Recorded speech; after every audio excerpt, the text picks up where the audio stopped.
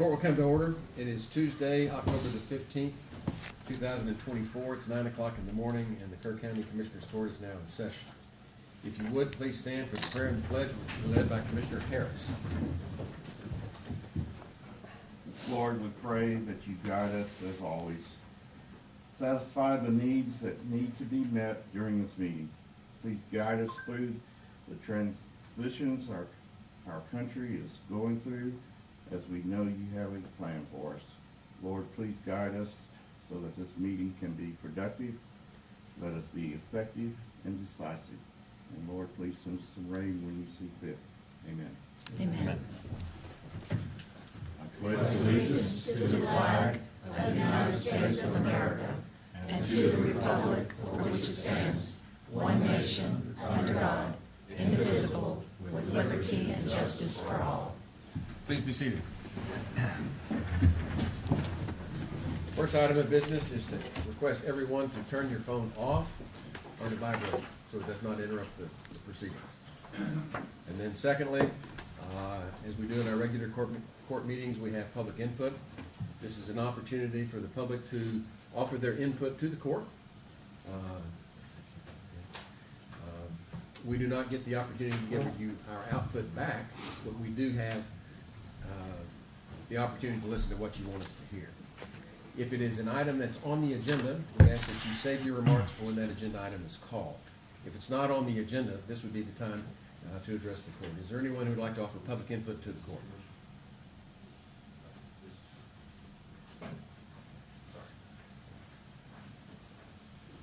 So with that, we'll move on to Commissioner's comments. Precinct 1. Precinct 1, no rain.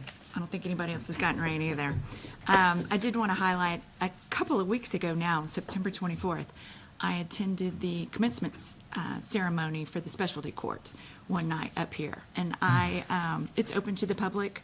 I highly advise everybody to go to one of those at some time. If they have somebody graduating, they have one a month. This gentleman that graduated, Felix, it was a very moving ceremony. Short, quick. He had somebody speak for him on his behalf. He gave a speech as well. And so what I'm here to do is to encourage the court in future years to keep this in the budget. They are also looking at doing this is a drug court. They're looking at doing a mental health court in the future, or maybe even a veterans court in the future. And so I hope that you guys keep some money in the budget for those courts coming up, because it's very important, and I got a very nice thank you note from Andrea about it. So anyway. All right, I'll jump right in. I had the dubious honor of attending a debriefing session following the annual inspection of our county jail. Now, the inspector was a gentleman by the name of Mike Garrett, and I'm pleased to inform the court that he told us that the jail was in excellent condition and that no deficiencies were observed. He went on further to say that our jail was the best run jail out of the 50 jails that he's responsible for. He was extremely complimentary. So I offer my congratulations to Sheriff Letha, Chief Deputy Sheriff Chris Lalonde, Jail Administrator Sylvia Foraker, and Assistant Jail Administrator Andrew Blizzard. Great job. Please keep up the good work. I want to let folks know that we're in the process of renovating the indoor arena at the Youth Event Center, and the pre-bid meeting for the roof replacement is this afternoon at 2 o'clock.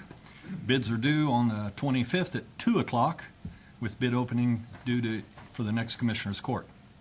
Also, I attended a meeting with our tax assessor, collector, treasurer, and auditor to discuss the possibility of implementing a hotel occupancy tax to help fund the indoor arena renovations, as well as the maintenance and improvements of our various parks, which all help draw tourists and visitors to Kerr County. This looks like a really good option, and I'm hopeful that it will progress and come to the court for approval at some point soon.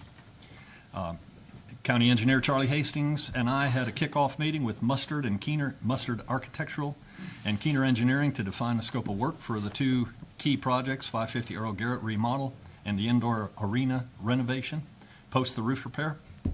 Also, I want to inform everyone that the public in particular, Mr. Greg Rising, who was here in our last Commissioners Court meeting, and a handful of other concerned citizens provided our county clerk, Nadine Alford, and her election staff a demonstration of the Chapter 65 Echo manual count method.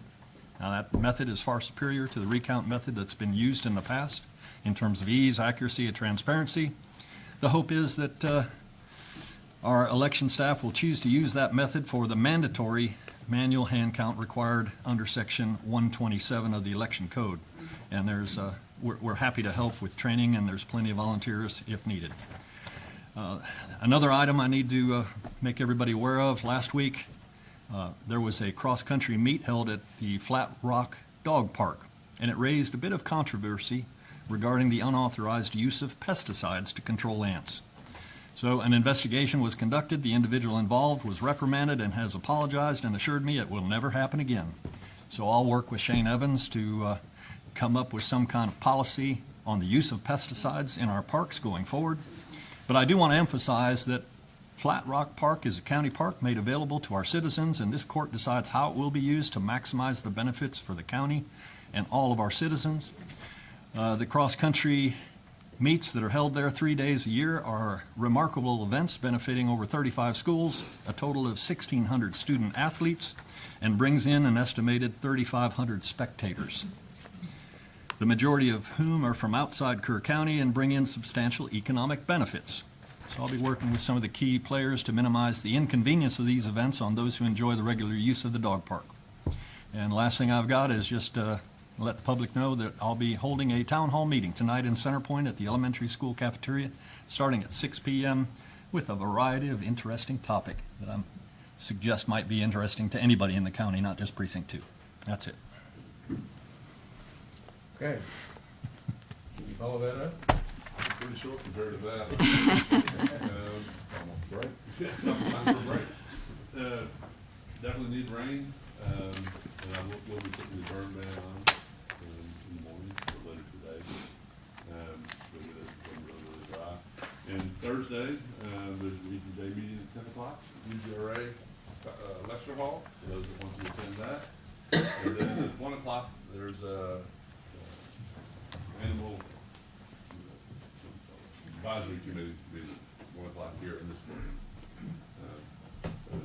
And both those are open to the public. Very good. Precinct 4. I can be shorter than that. We do need rain. One thing coming up, I believe this Saturday, a week from Saturday, the Hunt Fall Festival is always a fun time to take the kids out there. It's also a benefit. They have auction items, silent auction items and stuff, so I encourage people to go to Hunt Elementary School for that. That's all. We just had, Mountain Home had their fundraiser over the weekend. I heard it was well attended and what have you, and hopefully they brought a lot of money. I haven't heard. So support our VFDs as they have these benefits. I believe y'all have, Center Point has one this Saturday. Thank you. I forgot to mention it. Forget Saturday, the 19th, 4 to 7 p.m. Good deal. So Fish fry. support these volunteers, because when you need them, they're there. So that's all I got, Judge. Very good.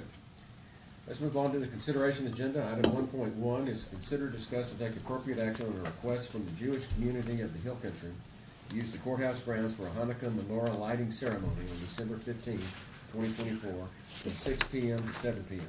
Greg Betkow.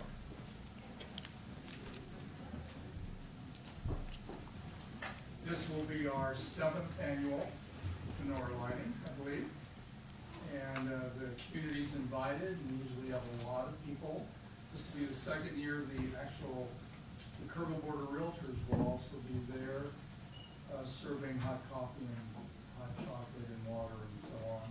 And it lasts about an hour, and the menorah will stay up through the end of the year, coinciding with the Christmas decorations. So we certainly like that approval and like to continue this wonderful tradition. All right, Judge, I move for approval. Got a motion and a second to approve the annual Hanukkah menorah lighting ceremony on December 15th as presented. Any discussion? Those in favor say aye. Aye. Opposed? Unanimous. Thank you, Greg.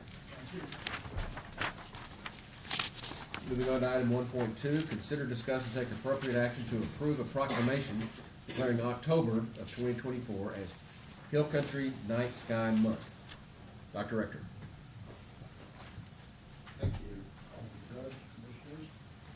It is an honor to be here once again and ask you to consider October 2024 as Hill Country Night Sky Month. We're here this morning representing the Kerr County Friends of the Night Sky. And the reason for declaring October 2024 a proclamation as Night Sky Month is to make people aware of the importance of proper outdoor life, that we decrease the amount of sky glow that we have in order that we can see the wonderful views of the night sky. Once we have these pictures were obtained recently over Kerrville. You see the night, the beautiful lights. You see northern lights over Kerrville. Very unusual occurrence, but a beautiful night.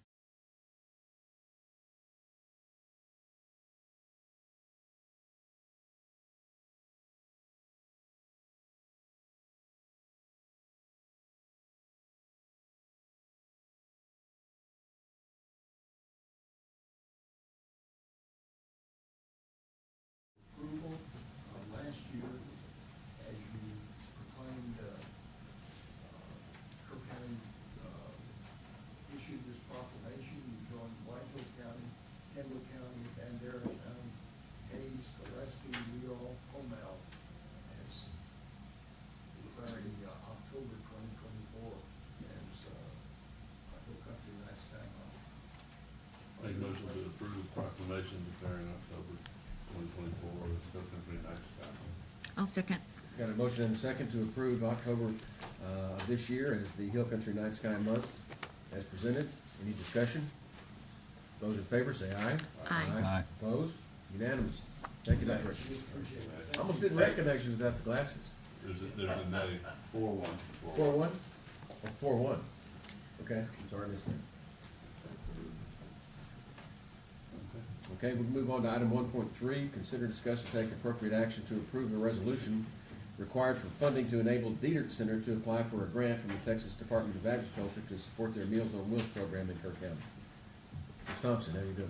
Good morning. We were busy last year at the Deer Center providing food for our homebound seniors in Kerr County. Last year, we delivered 68,720 meals to our homebound seniors. And that was 200 volunteers that provided 22,044 hours of service providing it, those deliveries. So there was a lot of homebound seniors that received a knock, a smile, and a friendly visit to make sure that they did not feel isolated. So this matching grant that you do for us allows us to apply for funding from Texas Department of Agriculture. They provide for any meals that were not reimbursed by our other funding sources like ACOG. We're able to get, last year we got about $11,000 because of the match that you gave us. And this year, I think we'll be able to get a little bit more because we had some funding cuts this last year. So I think we'll be able to get a little bit more. So your $4,624.50 goes really far. I move for approval. Second. We got a motion to second to approve funding the Meals on Wheels for the Diedert Center as presented. And I am intimately aware of the drop in income this past year. Looked into that on behalf of Diedert. Thank you. And for the public that don't understand exactly why we do this, it is a requirement from the Department of Agriculture that a local municipal government participate in the Meals on Wheels. If we don't participate, they don't get the money. So we participate because it's a very worthwhile program. I believe that's the.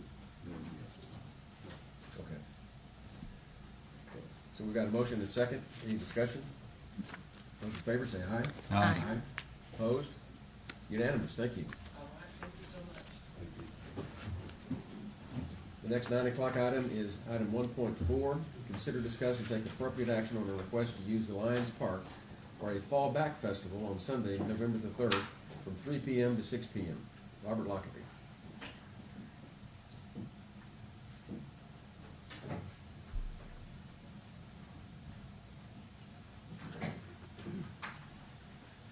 succinctly, our plan is to go to the Lions Park if it is available that day. We will have an evangelistic outreach there at the park. We will be serving barbecue, we'll have a band there with gospel music, we're gonna have testimonies from folks that are in prison, these kinds of things. And we would simply, request the use of that, for November the 3rd, starting at 4 o'clock. 4 o'clock or 3 o'clock? He probably wants access at 3 to set up, and the event starts at 4. Got it. Are you going to be wanting to close the park to other people? Yeah, it's gonna be open to the public. Open to the, but it is open to the public. That's kind of, Challenge. right. My one question is, do we have electrical out there so we can plug in to a pole that is hot? No? Okay, then we will be taking generators out there so we can have the power for the band. Okay. All right, I'll go ahead and make a motion that we approve the request to use Lions Park for a fallback festival on Sunday, November 3rd from 3 to 6 p.m. I'll second, and then I have a question. Does he need to fill out that mass gathering application? Depends on the size of the crowd. No, he said it wouldn't be large enough for us. It doesn't meet the minimum. Okay. What that's. Are you volunteering for the next Nope. mass gathering approval? Over 500. We've got a motion and a second to approve the use of Lions Park and Center Point for a fallback festival on Sunday, November the 3rd, from 3 to 6, as presented. Any discussion? Those in favor say aye. Aye. Opposed? Unanimous. Thank you. Thank you very much, appreciate it. Moving on to item 1.5, consider, discuss, and take appropriate action on a request from the Alamo Letter Society to place a bronze plaque containing Colonel William Barrett Travis victory or death letter on the courthouse grounds. And is Scott here? Doesn't look like it. I mean, I met with Scott. I support this, but I think to be able to answer any needs to sell it, questions, he yeah. really needs to be here. So in the absence of Scott Bradley, I think we probably need to pass it. We'll pass it. Again. Well, it's like, I don't believe there'll be any cost to the county, but I'd like to have him confirm that. And then it comes down to where are we going to put it? Right, okay. And that's still up in the air a little bit. So if he's not here, I had met with him and suggested that he meet with the other members of the court to bounce ideas off of them in terms of where to put the thing. So we don't have to waste too much time in court, but I don't know where he got to on that. All right. So let's pass on it. Let's move on to item 1.6, consider, discuss, and take appropriate action to approve the interlocal agreement between Kerrville Independent School District and Kerr County to allow KISD to use the Hill Country Youth Event Center as an emergency evacuation site for FY 24-25. And this is something that we do every year. Dr. Ringo's not here, but I will make a motion that we go ahead and renew this interlocal agreement with KISD to use the Youth Event Center in case of emergency. I reviewed the contract, nothing's changed from the years. Right. It's the same old, same old. Got a motion and a second. Any discussion? Those in favor say aye. Aye. Opposed? Unanimous. 9:15 item is 1.7, consider, discuss, and take appropriate action to authorize the formation of a sub-regional planning commission pursuant to Chapter 391 of the Texas Local Government Code and an interlocal cooperation agreement with Kendall County and other governmental units as may be subsequently agreed by the SRPC members to plan for and protect the health, safety, and general welfare of our residents and to study, research, and plan for the future development of our communities regarding battery energy storage systems that may potentially be located within the jurisdiction of the SRPC. Mr. Paces. Okay. Let me pass out copies of the resolution which I had submitted with this agenda item. Is it the same as was in the backup? Yes, sir. I didn't know whether you might need an extra one. I also want to pass out copies of a, let's see. This is a motion for partial summary judgment to just show that 391 commissions have been given standing in a court. And this one in particular was for the Waller County, and they were ultimately successful in forcing TxDOT to participate in the coordination of their development planning, and ultimately it defeated the Trans-Corridor project that had been proposed to go through there. So we've had a number of meetings, particularly with Kendall County and concerned citizens, both in Kerr and Kendall, about forming this 391 commission. And there seems to be a lot of support to do it. A lot of progress has been made. And, we had a meeting which 4 members of this court attended in comfort, and there have been additional meetings subsequent to that. This item is also being discussed in the Kendall County Commissioners Court today. They have a similar resolution to ours on their agenda. And the idea is to partner with Kendall County and form this commission. And the key thing about a 391 commission is that government agencies are forced to cooperate with the commission. It gives far more leverage and influence, and it will also help us in terms of trying to work with the state legislators to get some more favorable laws to regulate this industry.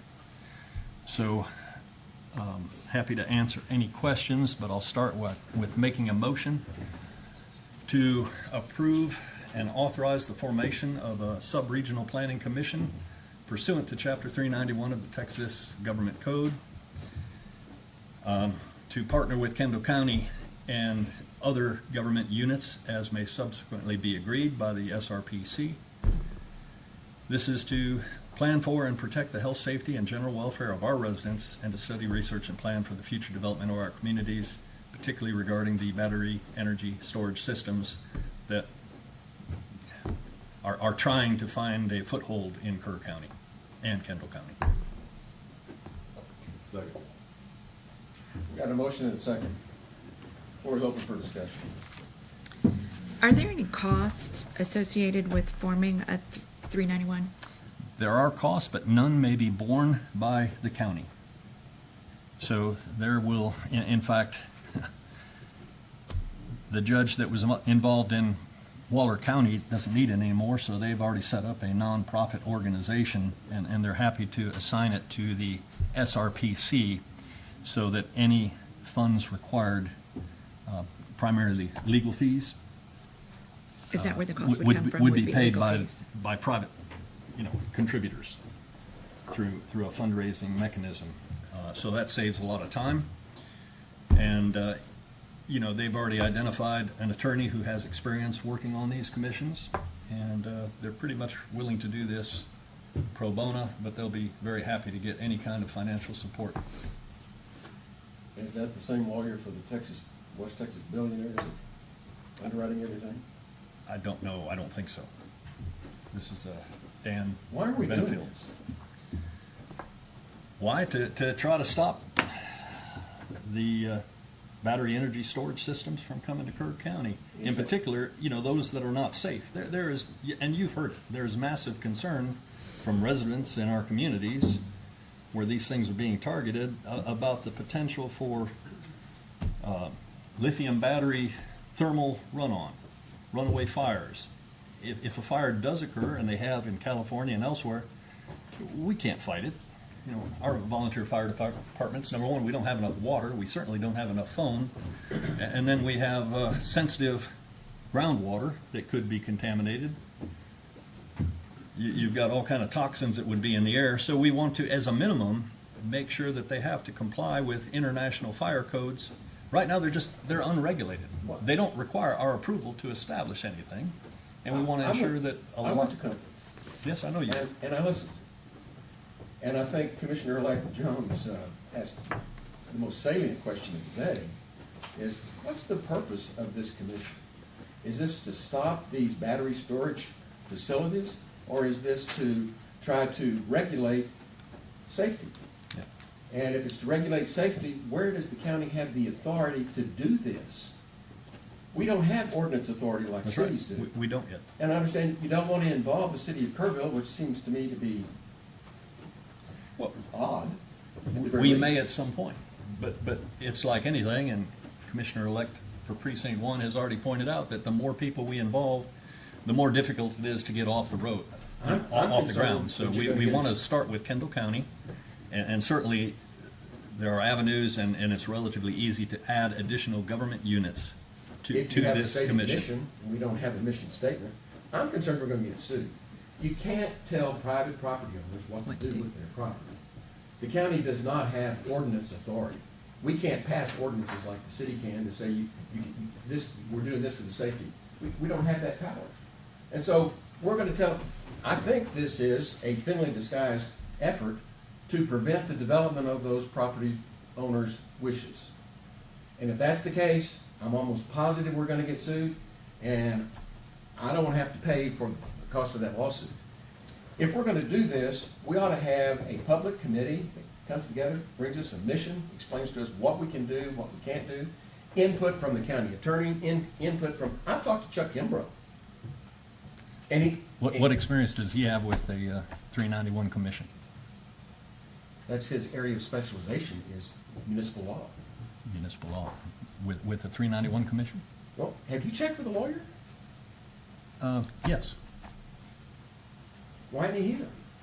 And explain this to Well, us. didn't think he needed to be. This, to me, seems like another far-fetched reach for some sort of power grab of something that I don't know what the agenda is. I think the health and welfare of our citizens is ultimate. But we don't have the authority we don't have ordinance authority. We can't just pass laws. No, So what do we do? and this commission won't either.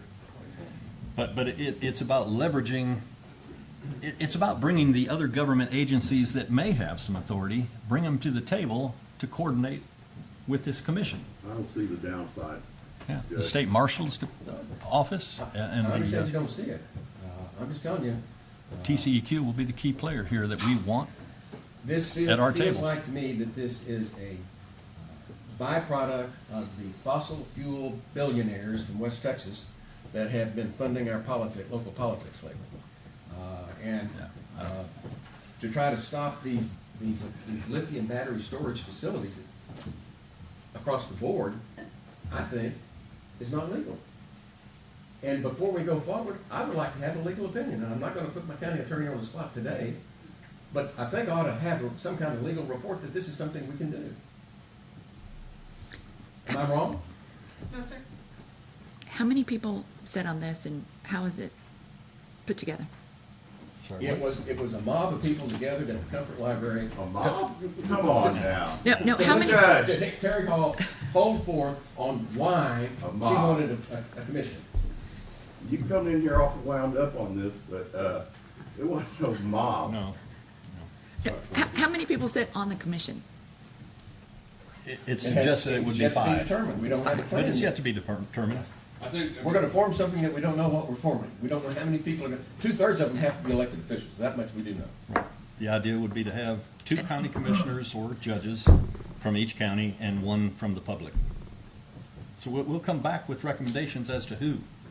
Why don't we- The why first don't we step consider is to this have a when we have the resolution that details? says we want to do this. Why are we rushing into this without getting the details? This time is of the essence. Yeah. We've been talking about it for a while. We've already signed 2 resolutions opposing BEST, and you signed on both of those, one that went to TCEQ and one that went to That's Representative within our sort of power. elect West Verdell, and also Senator Pete Flores, looking for support on these issues and asking for legislation that will help define regulations. Legislation, yes. Well, that's Absolutely. part of it, and having a commission gives you more influence at the legislative level. I think that I don't see the problem in doing a 391 and moving forward, but I do have a problem with the resolution. Okay, well, The res, yeah. That can be we're tweaked. happy to It's tweak not- It's it. not just tweak, it's under authorization C, the judge or designee is authorized to take all steps necessary or required under 391, local government code to establish and join, HCEC, SRP, including cooperating to form interlocal cooperation agreement. I read that says that all of a sudden this is no longer come back to this court. No, I it will was not come do- back here. I know, and that's not what it says here. Okay. That can be Nothing true. will get done I won't vote for it until there's bylaws, because I don't wanna go down a path. This court has got to have ultimate veto authority over whatever this commission does. Absolutely, absolutely. You do. So. As well as Kendall. And Kendall too, if they want Sure. it, I don't care if they, if Well, I they don't understand. want it, they don't have to have it. But I think, you But know, I don't wanna spend a lot of time going down this until we have the documents ready to move forward. I mean, I think it's worth doing from what I know about it, but I think that I wanna see the bylaw, I wanna see how this thing's gonna operate, and I asked the question at the meeting in Comfort, how is it governed? And I never really got a great answer. I There will got be that there's, that. that people are appointed. Well, who's, you know, you have 3 are elected officials, but can they I mean, there needs to be a lot of detail figured out before we can go forward with it. So, I mean, I'm in favor of moving forward with forming one and preparing the necessary documents with Kendall County, or in local agreement with Kendall County bylaws, something, and how it's governed. But I can't just vote for a resolution that's gonna, to me, give a lot of that authority outside of this court. Well, if you have language to suggest, I hear what you're saying about bylaws. I've seen a draft bylaw document, but I haven't shared it, so we can Well, share that. delete C completely. I don't have no problem with that.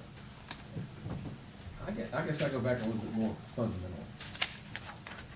When we were looking into our capital improvement program and what kind of bond issue we were gonna recommend to the people, we formed a committee, and every commissioner appointed a member of that committee. There were 5 people. They did the recommendation, they did the research, came back and made recommendations to us, and that's what we followed. At this point, we've got half of this county, the city of Kerrville, excluded. That didn't make sense to me. Why don't we put together a committee to research this, come back, give us recommendations, write bylaws, tell us what the mission statement is, so that we know what we're doing, rather than what I think is rush, and I apologize, maybe you don't think it's rush, but it seems like to me we're rushing to form something that we don't even know what it is or exactly what it's gonna do. Wouldn't we wanna know that? We can come back with a lot of that information. Forming a public commission like we did with the bond propositions, that took 3 years. We don't have that kind of time, so I'm opposed to doing that. If you want to suggest somebody to be part of a team to work on this in conjunction with some of the folks that are already heavily involved, that's fine. I mean, I've been heavily involved. Commissioner-elect Jeff Holt is heavily involved. Commissioner Harris has been heavily involved. And we represent the interests of our constituents. We don't necessarily We the have to people that are form. in action. That's who you represent. No, that is not who I represent. Well, that's- They're involved, That's sure. who's involved in this. One amongst many. I bet you there's One amongst people many. sitting out here that don't have anything to do with liberty in action. Yeah. I don't, but, I don't either. yeah.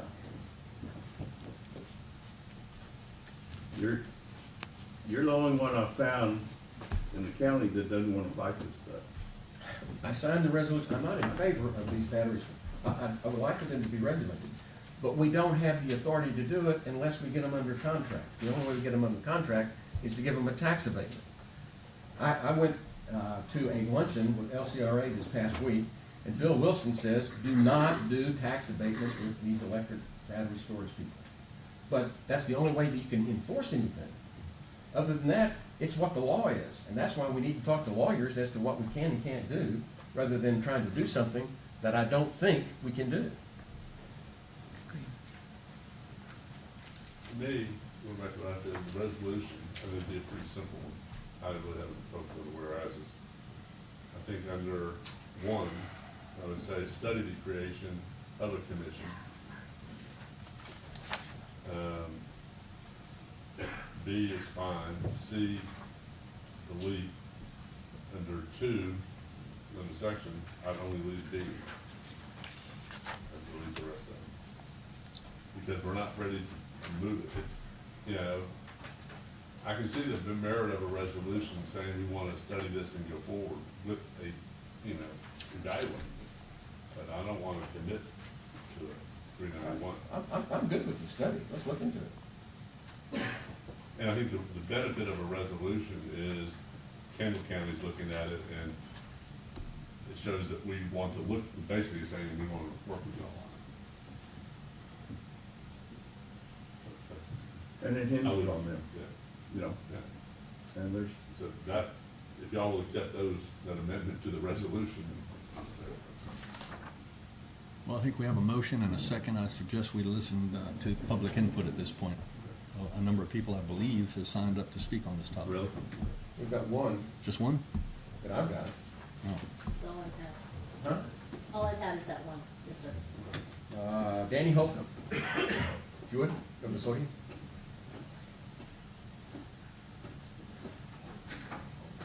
Morning all. My name's Danny Holcomb. I'm at 50 Riverside Drive in Kerrville. I want to thank the court for hearing my opinions. I do appreciate it. I want to talk on the best situation, the battery energy storage system. In the past 5 years, there's been over 25,000 incidents. Lithium batteries producing a hazardous fire. The one thing that I have not heard y'all talk about is the welfare of our people, the welfare of Kerr County. What this is going to impact, how this is going to impact the people of Kerr County. When these batteries overheat, they cause a chemical reaction. Not only in the one area or battery that it started in, but it multiplies quickly. There's been over 40 known fires in the BEST system over the past 5 years. Not only does it produce the fire, it produces toxic gases. All the fire department can do is sit there and contain the area. They cannot put it out. And the research I've done in the containment areas of these systems do not really contain what's produced by this fire. It causes a health hazard. The gases and the chemicals that leach into the ground. And when they leach into the ground, they're going into our water system. This county is dependent on the water that we have. If we have contaminated water, our county residents are going to be in trouble. We're not going to be able to live here anymore. The way of life that we love is not going to be possible if this is contaminated. Now, they sell us on the fact it's going to produce jobs. They bring in their own people. And then they have somebody sitting in another place in Houston or someplace that monitors these things. It's not producing any jobs. They say it's going to protect us from battery or from power outages for 2 hours. They forget to tell you that. They have enough power to do 2 hours. That's it. Is it worth it? We have seen these systems go up all over the United States. These systems contain multiple lithium battery cells, 7 by 5 by 2. When they experience a battery runaway, again, flames, gases, the failure of the whole system, it'd be a detriment to the health, welfare of our citizens of Kerr County. Is it worth 2 hours of power? The last time we had a power shortage, it was several days. 2 hours is not going to make a difference. I think, in my opinion, we need to find an alternative. Something besides a product that's going to cause health and welfare concerns. Thank you. I have a question for Mr. Holcomb. Legally, can we tell people how they can use their property or not? Do you think we have that right?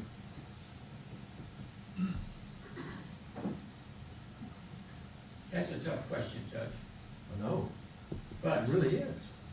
if I were to have some land and I were to sell it to somebody that would kill hundreds of people, I'd have a conscience. conscience. Am I gonna put money over the health and welfare of my friends? That would be my concern. I was told, and I don't know this for a fact, please forgive me, I didn't research it, but I think everybody knows there was supposed to be a high-speed bullet train between Dallas and Houston. And a lot of controversy came up. 391 was commission was used to stop that train. It's not in existence today.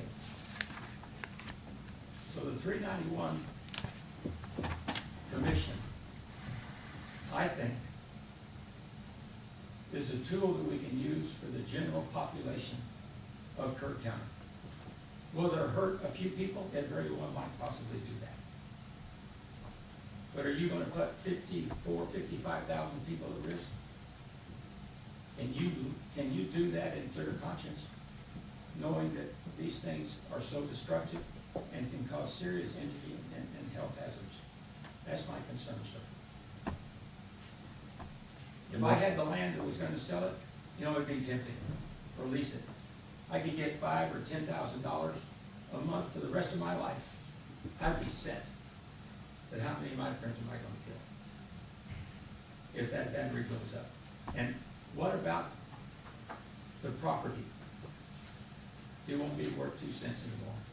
The valuation will go down tremendously.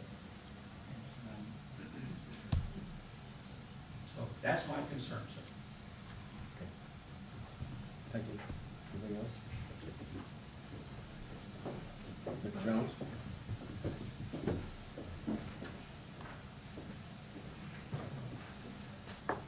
I'm gonna try not to talk today. Tom Jones, precinct 1. I was at the meeting, and I did raise that question because it is my concern for property rights. From headwaters, that's what we live on, property rights. And so I did ask the question that you referred to. Was the objective of the 391 Commission to stop it or to make it environmentally safe? Because when you make it environmentally safe, then you're not invoking property rights issues. That was my concern as well. Terry Hall made it very clear it was to stop it. That's their objective, I get it, and I know that it might be a worthy cause. I'm not objecting to the 391 Commission at all. I do think it's a good approach. Commissioner Harris and I talked briefly about it, and his opinion is you bring everything you got when you're doing that, and I agree with that. I don't disagree with that. I do think you need to make it sound when you do that, when you use that approach, to make sure that you are in a bulletproof place. But they have proven the 391 Commission does work. It is effective when it's done properly. That's the reason 2 months ago I got up here and talked about us doing one here. And y'all wanted to include Kendall County and make it broader spectrum with more strength. And I get that. No problem. I think Kerr County is more ready to do that today than Kendall County would be. And so we could bring in another entity and form it here, whether it be the city or who, whatever we needed to do to make that happen here to take place. Kendall County has different authority. 2 months ago when I spoke, I was also speaking of the authority that we may already have, and I've done some research on that, compliments of Michael that's helped tremendously with some of this, and I think that if the county would immediately look at adopting the current fire code, you will already see things in that address this issue that you're discussing today. And that's something that you can do now. You can have a 20-day hearing, you can adopt it, and you have strength and authority. The way that you move forward with that might be something that's not real palatable to you. But there is an avenue forward to serve the short-term interest of the residents of Kerr County immediately versus having to wait for the formation of the 391. So I think those options need to be discussed by y'all as to how you want to move forward with it. But we need to get our rules to where they will help us towards any lawsuits that might be necessary in the future. And I think we do that by first adopting the updated fire code that does address best in that. So I am concerned about property rights. Great. That was the reason I spoke up at that meeting. But there's a path forward for us today. We just need to move towards that. And in the meantime, form your 391 Commission, whatever timeliness it takes for that, and have the strength then of legislation to come in and back that up. So, thank you. Thank you. Mr. Wolf? Jerry Wolf, Precinct 4. Tacoma Sherman, he was a Union general in the Civil War. He was asked, how do you win a battle? He said, get there the firstest with the mostest. I think the comment that Mr. Jones just made, there appears to be two paths, and I've heard about those prior to this meeting, of course, is the 391 position and something to do with fire marshal and fire code. And also, what I've heard this morning is now we're back to saying, we're gonna talk about this. We need to form a commission. We gotta find out who we're gonna put on this commission. And all this is time delay. Time is not our friend in this situation. It's time. So how long has this issue been going on in front of this commission for? 2 months? Is that about that time period? Yeah. Where are you at? Let's move forward, except there was a meeting with Kendall County to talk about 391 commission, but that's still a ways down the road. I would expect this morning that something to come out of here where there's an action, something is being done to move forward. Has been commented here earlier today too. The vast majority of us here in Kerr County are against these type of battery facilities being here. For all the things that have been mentioned about their downside. We see very, very little upside. Well, it's time for this commission's court to stop talking. Let's take an action today that moves this process forward to prevent this facility from coming here to Kerr County. Thank you. My concern is if the motivation is to stop a property owner from using their property the way they want to, I have a problem with that because I think it's something to I think it's illegal. I do too. And if our motivation is we're trying to find a way to make it safer and better, protect the public, within whatever authority we have, I'd like to do that, but I want to do it at the guidance of the attorneys that tell us what we can and can't do. I'm not ready to vote on it till we hear the legal, we hear if there's any liability of people that serve on this. If you're gonna have to form a money arm, then I think we need a little bit more than a drawn-through draft. And I'll be happy to look at another one if it's moving forward, but I think there's too many questions that aren't answered. As I said, I can vote for it with the changes that I mentioned. To try to make some progress, and I'm fine with doing some further study and trying to talk with Chuck, get some legal input on this, and share the set of bylaws that have already been obtained, and we can start editing on those as required. Anyway, so I'll accept your amendments to the motion and amend my motion to approve the resolution as amended by Commissioner Letts. And so that would go from, I can restate what I said. It would be, and I reread the actual heading, the resolution of Kerr County, Texas, to study the formation of sub-regional planning commission and interlocal coordination with other counties, municipalities, and other governmental units providing open meetings. Then under section 1, the first line would be study the creation of a commission pursuant to 391. B would stay as it is. Under 2, B and D would remain. So delete A, C, and E. And leave D. Yeah. Okay. So I think that kind of goes Yeah. to the purpose. Yes. B and D. B and D stays. Okay. Well, I've made the motion to accept your amendments. Second. We've got an amended motion and a second to approve, to study the formation of the chapter 391 as presented. And basically what I'm doing is moving forward so we can start talking with Kendall County and see where they are. Exactly. And coming and start writing interlocals and bylaws. Okay. Any other discussion? Those in favor say aye. Aye. Opposed? Unanimous. Move on. Mr. Lowe? You can't talk about fire code. No. We've already moved on. Okay. Not on this agenda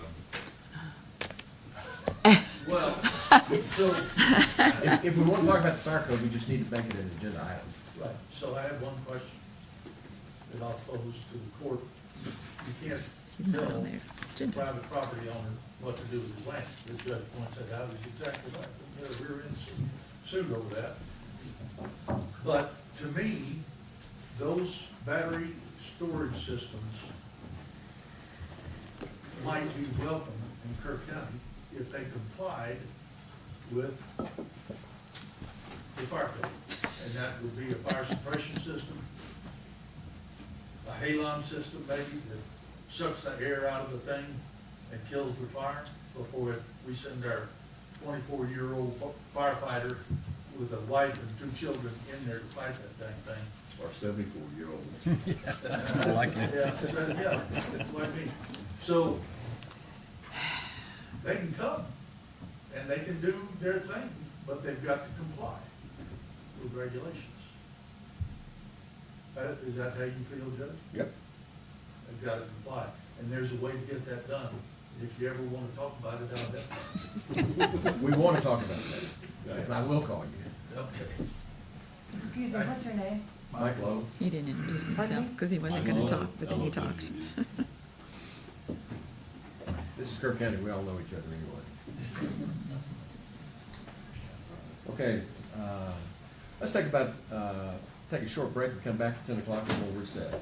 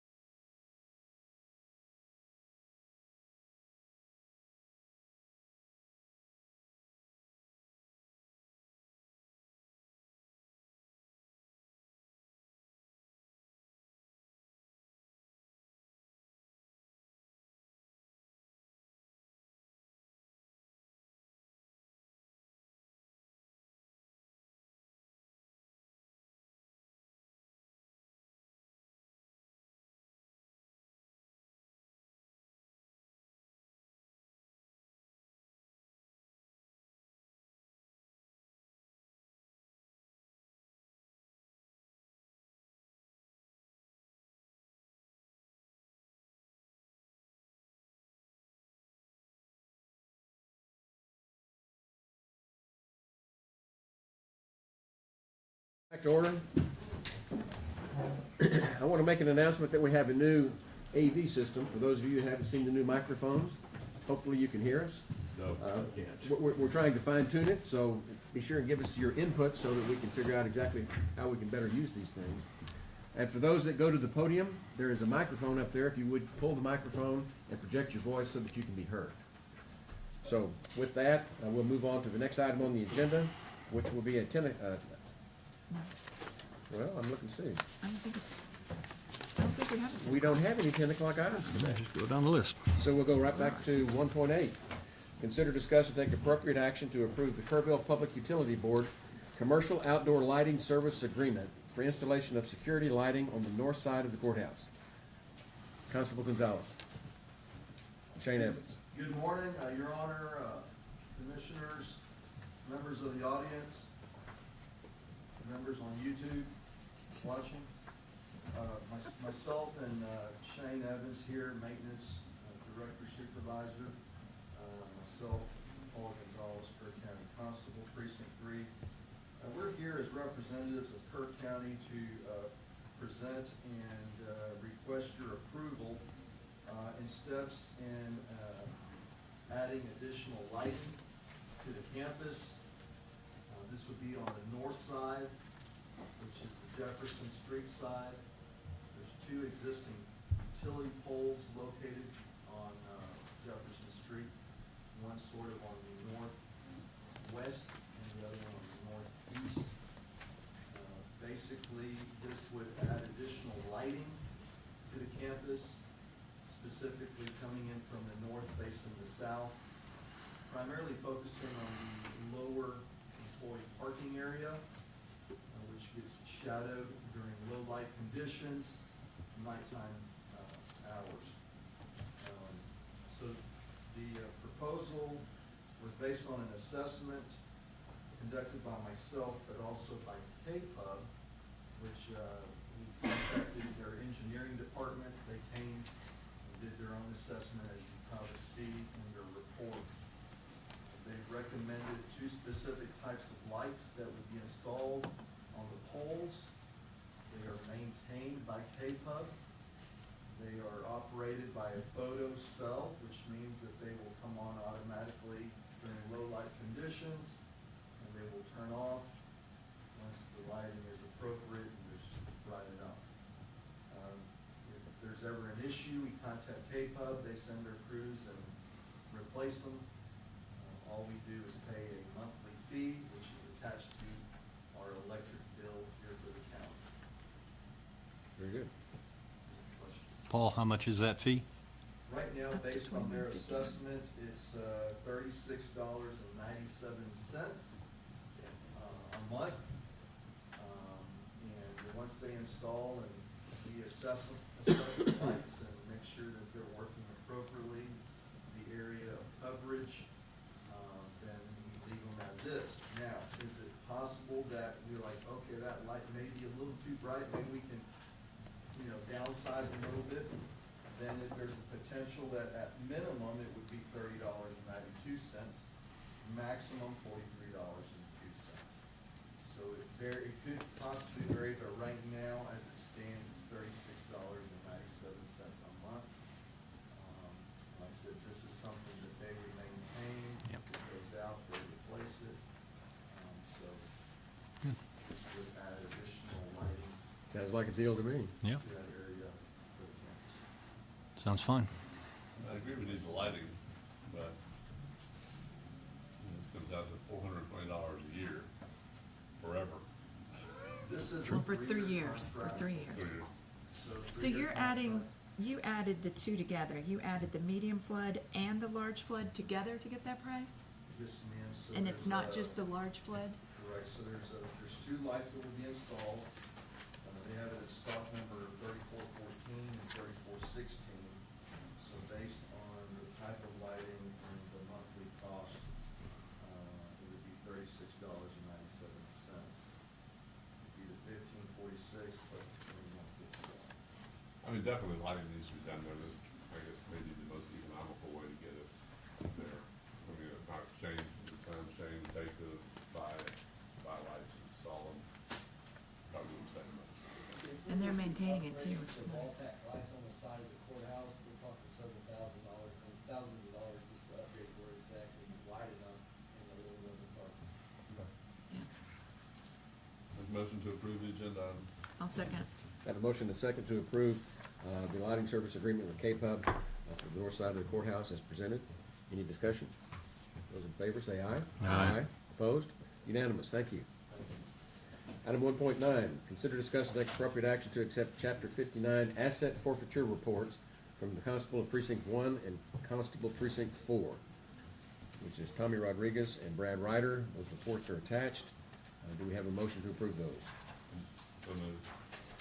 Got a motion and a second to approve the forfeiture reports as presented. Any discussion? Those in favor say aye. Aye. Opposed? Motion carries. Item 1.10, consider, discuss, and take appropriate action to accept donations to the Kerr County Animal Services totaling $60 for the month of September 2024. I'll make the motion. Go ahead. I'll second. Oh, we gotta let him get to the podium. Oh, Not really, but sorry. pretty straightforward. Here, can I just say real quick that if you look at the, your first sheet there, that's gonna be the actual money, but I wanted to also mention, in here that we did get, blankets and tarps from another individual and a trash bag full of towels, so, helps the end. All right, now I'll make a motion to accept the donations to Kerr County Animal Services. I'll second. Got a motion and a second to accept the donations to the Kerr County Animal Services as presented. Any discussion? Those in favor say aye. Aye. Opposed? Motion carries.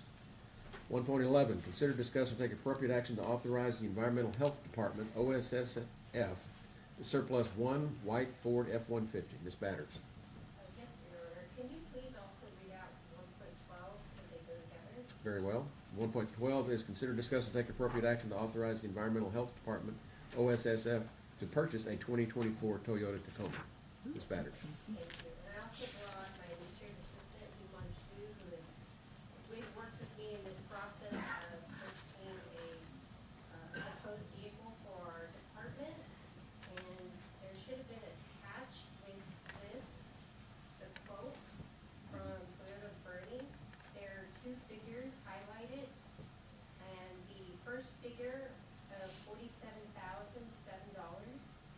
is if y'all decide to keep this, or the Ford F-150. The figure below is $44,499.78 is with the trade-in of the Ford F-150. And to explain the current condition of the Ford that we have, right now it's met its lifespan. The truck continues to overheat, it's left me stranded in really rural parts of the county. Unfortunately, I do have cell service on those parts to be able to call for help. The AC is not working. As I mentioned during the budget workshop, the Ford is no longer manufacturing parts for this truck for this year. This is a 2008, and so the aftermarket parts are not properly fitting. So, also the Ford F-150 currently shakes badly when it's sitting on idle. You had me at life expired. Okay, perfect. So we are just asking for the court's approval to allow us to purchase the Toyota Tacoma that was approved in the budget for line item There you go. We already approved it. 10-640-570. I move for approval. We need two separate motions. They're two separate agenda items, so, It's the purchase and the trade-in. well, the first is to surplus it, Surplus. Yeah. and then the second is the purchase with a $3,000 trade. Whichever one you want to start with, I move for approval. Surplus. Okay. So the first motion is to surplus the existing white Ford F-150. All right, I'll second that one. Got a motion and a second. Any discussion? Those in favor say aye. Aye. Opposed? Unanimous. We'll move on to the next one, which is to purchase the Toyota Tacoma as presented. Got a motion I'll second. and a second? Any, Clarify that, including the trade-in on that one. Yes. including the trade-in? Yeah, we don't Yeah. want to mess with it. To include trade-in? Yep. So with that motion and second, any discussion? Those in favor say aye. Aye. Opposed? Motion carries. Thank you. And I just want to highlight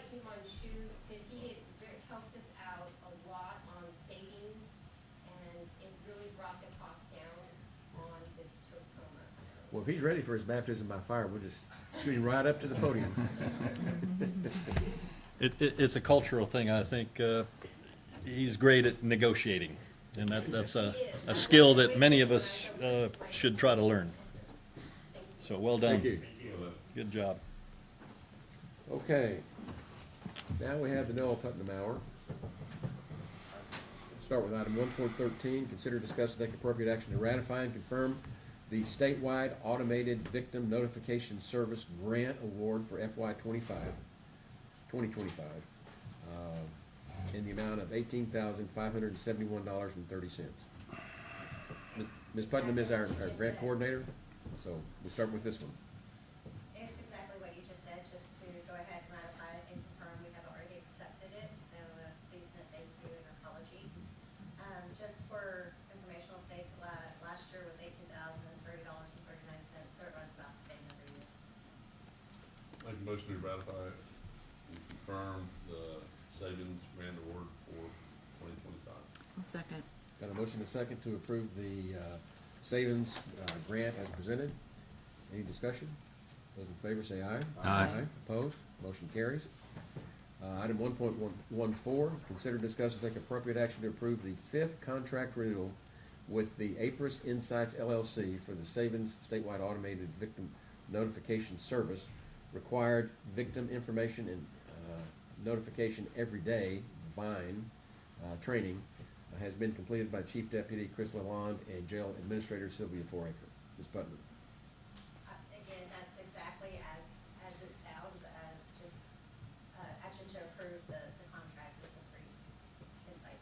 I make a motion to renew the 114. contract renewal. 114. I'll second. Got a motion and a second to approve the VINE contract as presented. Any discussion? Those in favor say aye. Aye. Opposed? Motion carries. Item 115. Consider, discuss, and take appropriate action regarding the 2025 Kerr County resolution in support of the grant application for the FY 2025 Indigent Defense Formula Grant Program offered by the Texas Indigent Defense Commission, and authorize the county judge to sign said resolution. Ms. Putnam. This is the TIDC grant. The most recent one that we have received was FY 23. To my knowledge, this would be free. The amount of $40,127. It's about a year behind, if I'm not mistaken. Is that correct? It's, We didn't receive any last year because our cost savings that we had due to developing the regional defender's office on the region. so we didn't receive any last year. This is the formula grant. We Yes. have specific grants for the Hill Country Public Defender's Office that do it. And, This grant is calculated by, that every county is eligible to receive a grant of $15,000 plus its share of the remaining funds budgeted. And so 50% of that is based on the county's percent of state population, and 50% is based on the county's present percent of statewide direct indigent defense expenditures. So you're just So the you're just asking to apply again, even though we didn't get it last no, to year? accept it. Yes, please. No, it's just, It's in support of the grant application. application. Yeah. Right. I'll make a motion that we approve item 115. I'll second. Got a motion and a second to approve the application for the Indigent Defense Formula Grant as presented. Any discussion? Those in favor say aye. Aye. Opposed? Motion carries. And 1.16, consider, discuss, and take appropriate action to execute the LMR Land Mobile Radio Project Manager Extension Contract utilizing ARPA funds funding. Ms. Putnam. Okay, this is just a little bit of house cleaning because we have gone ahead and extended the funding with court order number 40686 back on June 10th. Since the original court order for this position back in February 13th of 2023, that is when the ARPA language changed to the obligation being under contract or purchase order. So what this will do is go ahead and put this position under contract in order to meet that requirement to obligate that funding. But it's basically the exact same thing. It mirrors the job description. This is just meeting the requirements of ARPA, belts and suspenders, right? Yes. Sounds like she knows what she's doing. Just as an FYI, I will probably be up here in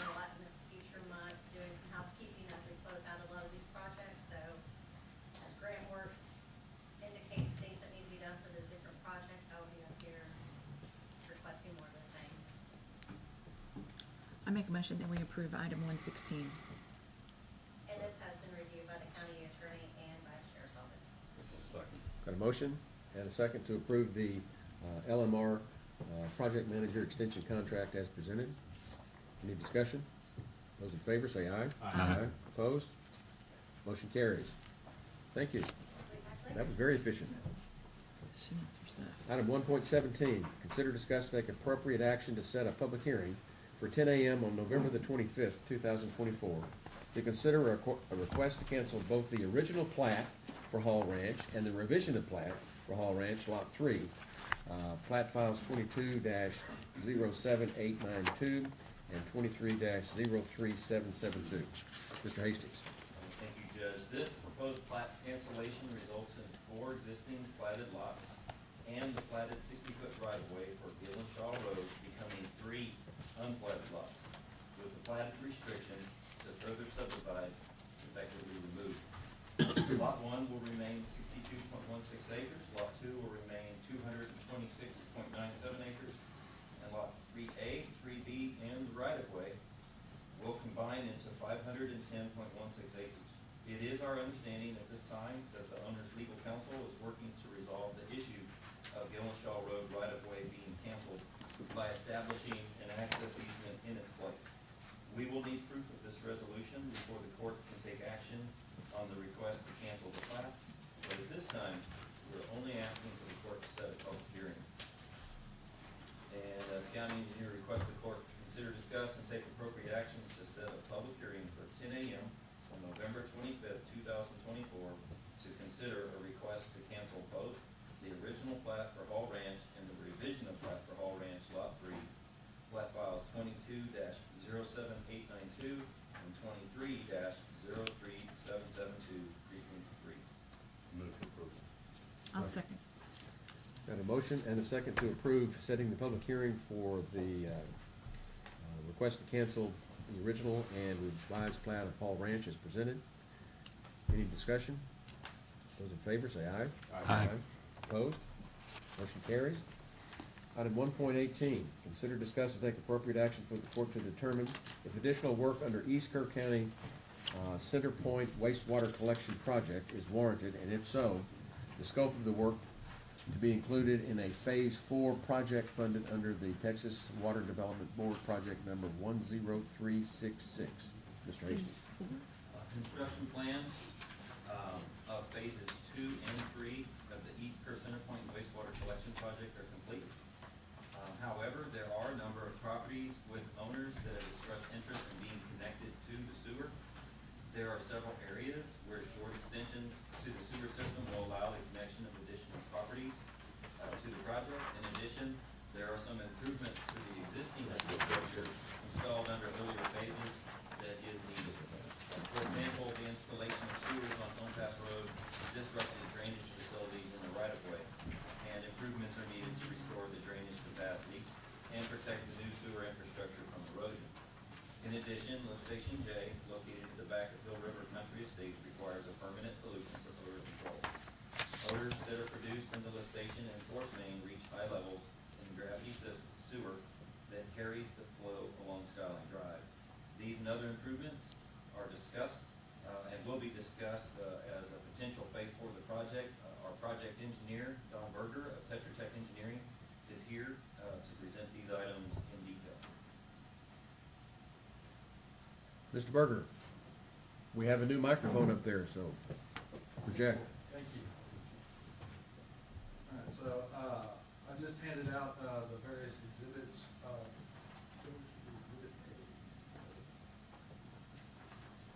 you have them on the screen. This shows the relative location of each one of the, individual projects. We've, provided these, or labeled these projects kind of A, B, C, D, just to, give them a different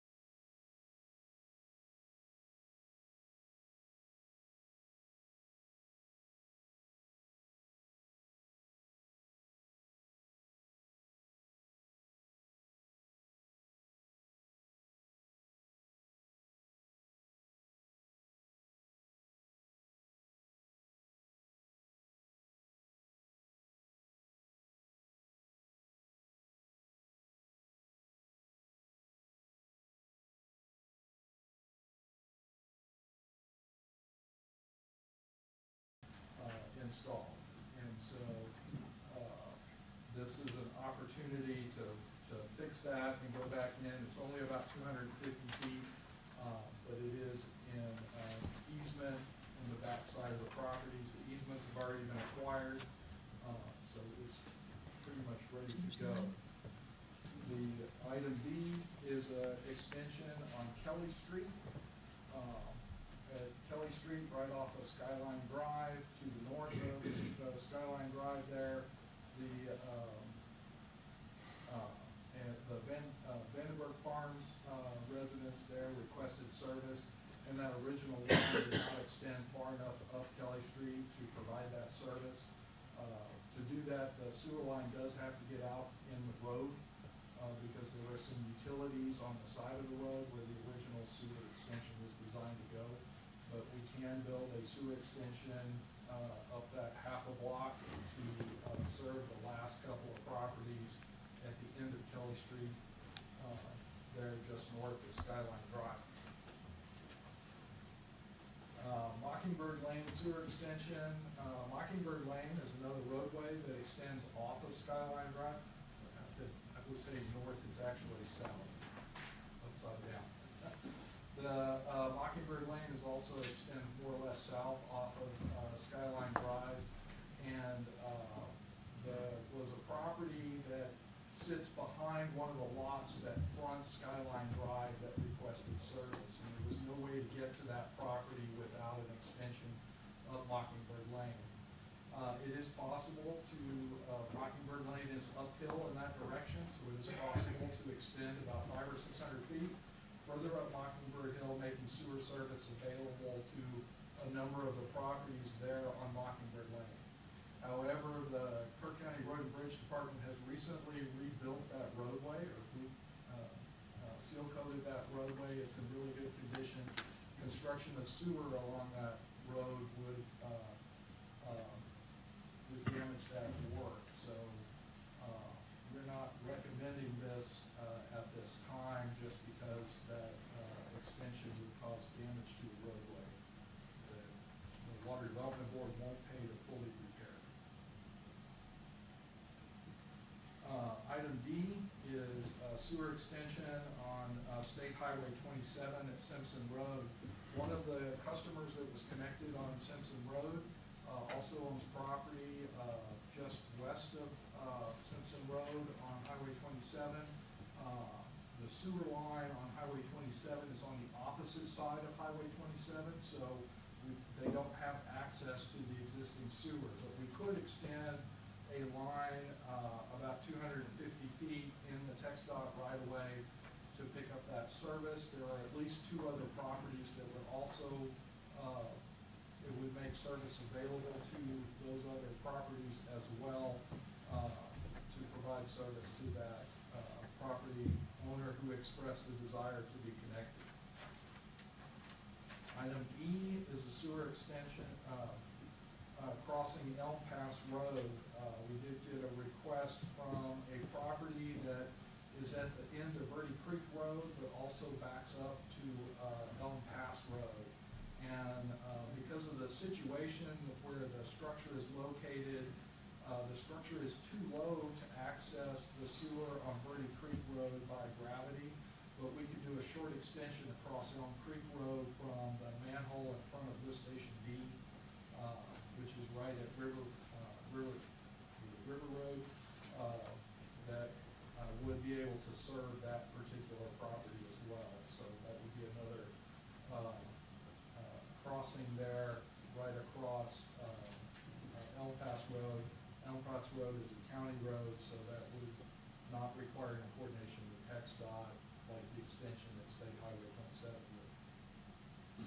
Item F is the Willow Glen Drive sewer extension.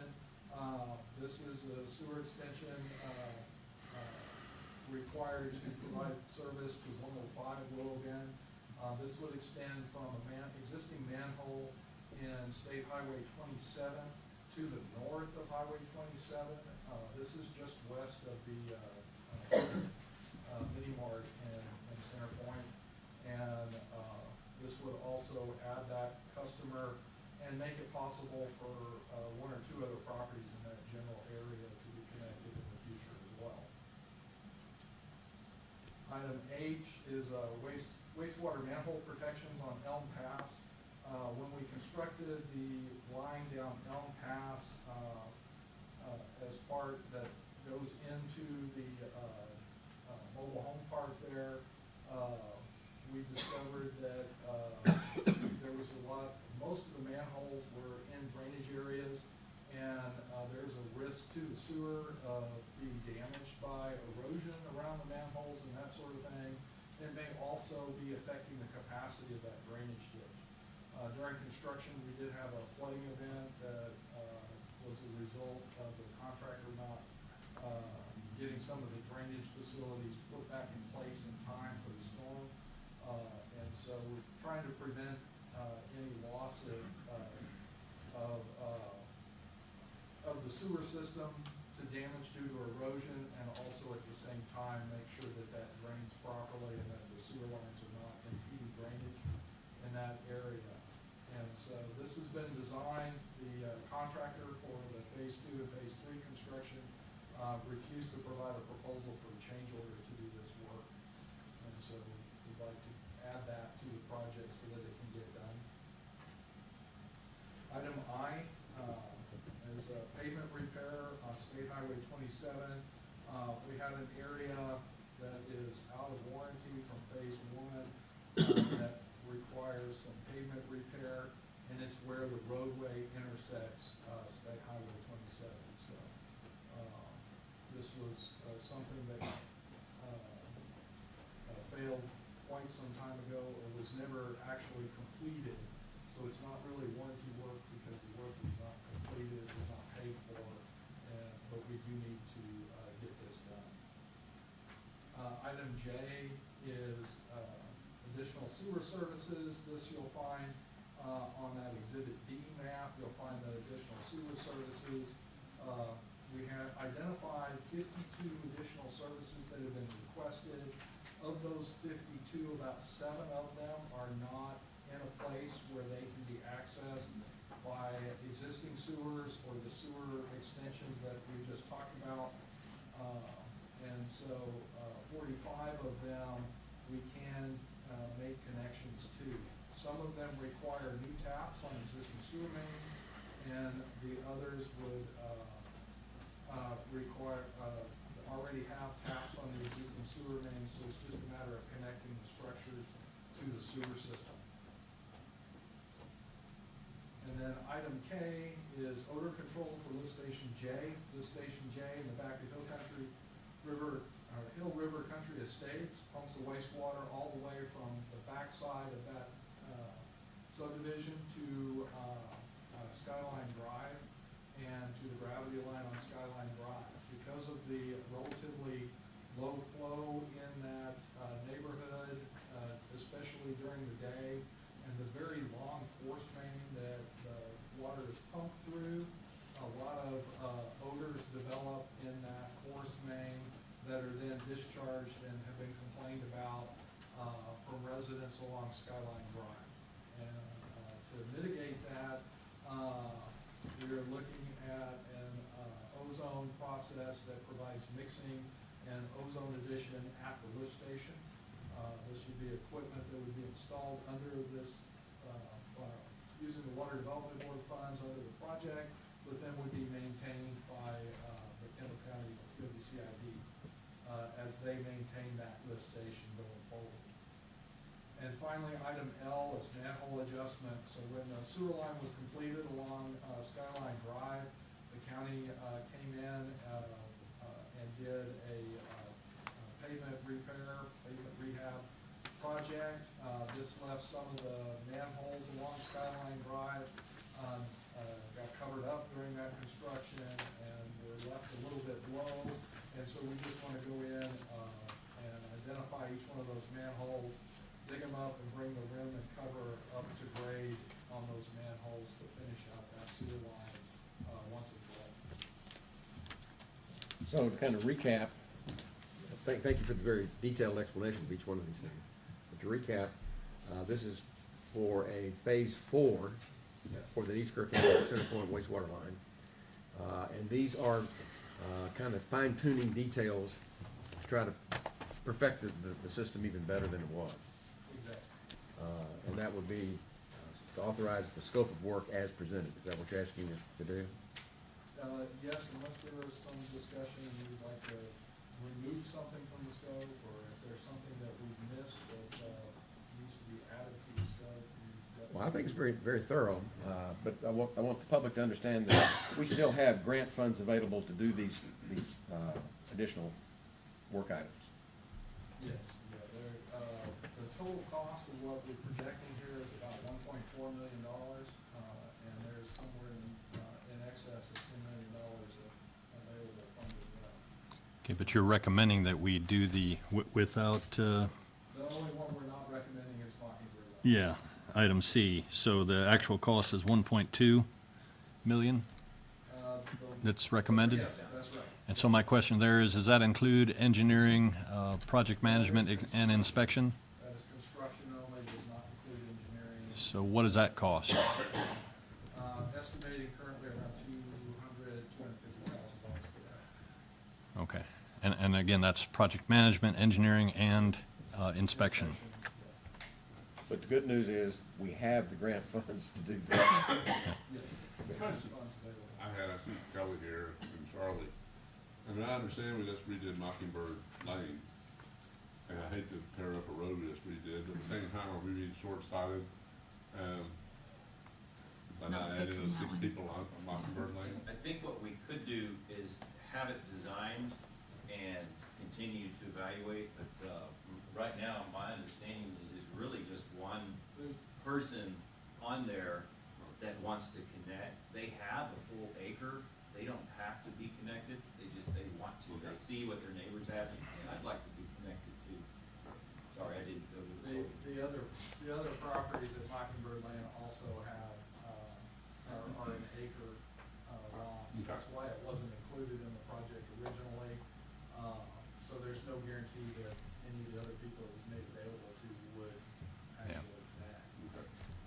The other I'd keep 'em out. alternative would be to do a short extension just for that first property. And then if it Okay. needs to be extended, it could be later.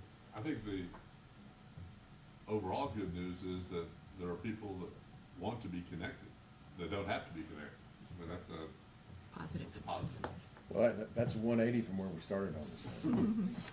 And I might add, there's a number of people that want to be connected, they're still contacting us, and they couldn't be, and we need to get them connected.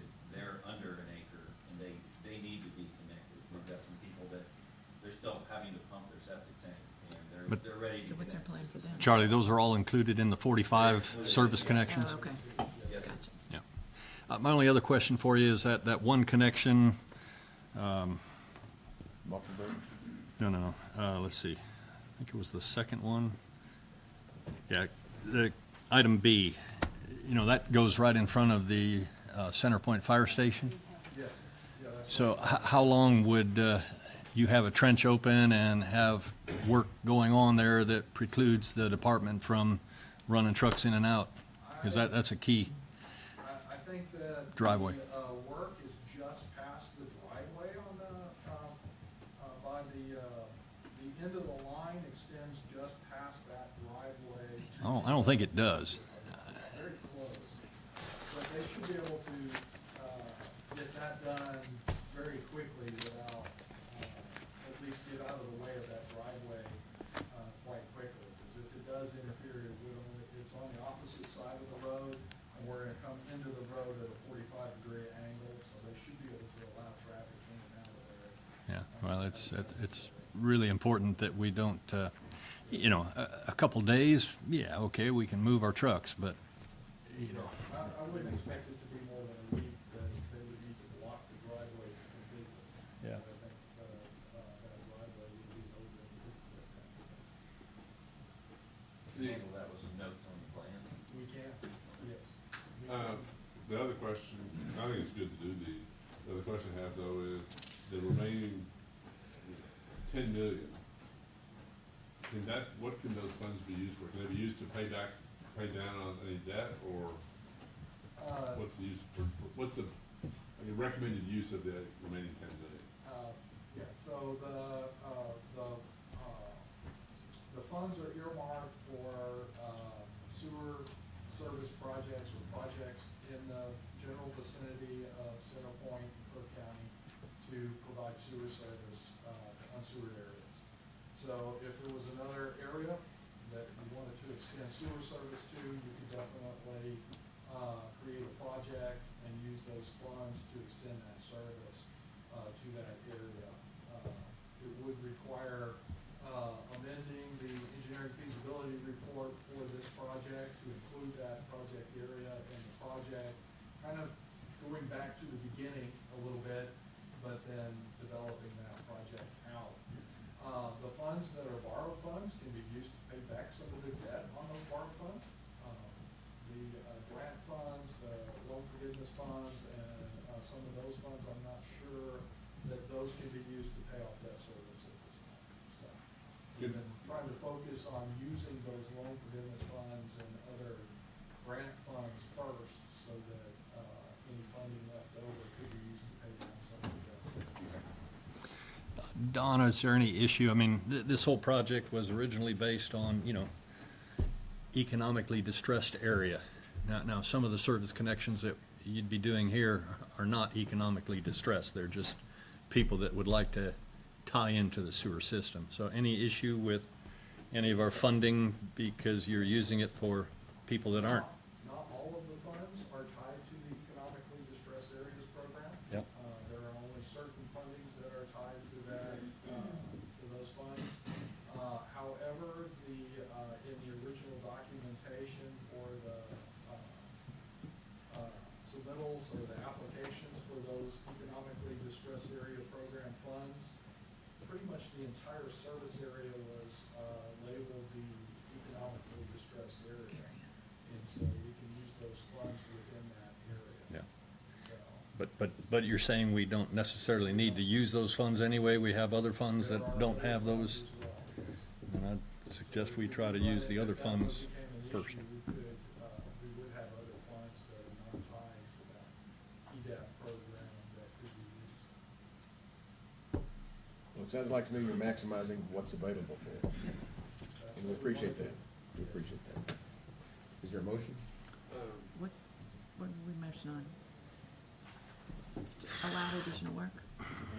I'll make a motion on 118, that we take action to go forward with the additional work on this phase 4, As presented. as presented.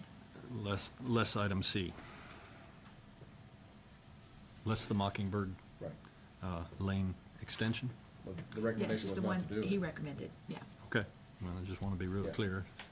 So it's the 1.2, and we'll also have to make funds available from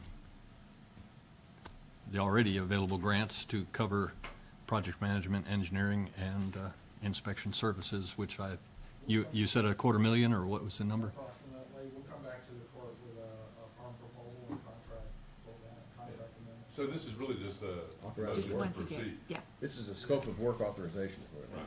All right. Do the contract, the engineering. Well, it all has to go out to bid and everything anyway, so. Yeah. So it's But just- you're right, so it's the scope of work. Okay, we've got a motion and a second to authorize the scope of work as presented for phase 4 of the East Kerr County wastewater line as presented. Any discussion? Those in favor say aye. Aye. Aye. Opposed? Motion carries. Thanks, Don. Thank you very much. Item 1.19, consider, discuss, and take appropriate action for the court to release portions of the VA pedestrian pathway sidewalk project to the city of Kerrville for city ownership and maintenance. Troy Hastings.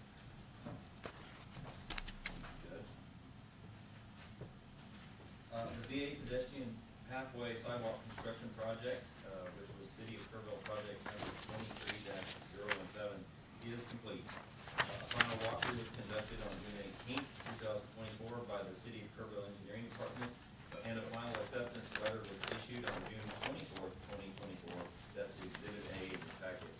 The project was funded by Kerr County with coronavirus state and local fiscal recovery funds from the U.S. Department of Treasury at a cost of $309,804.25.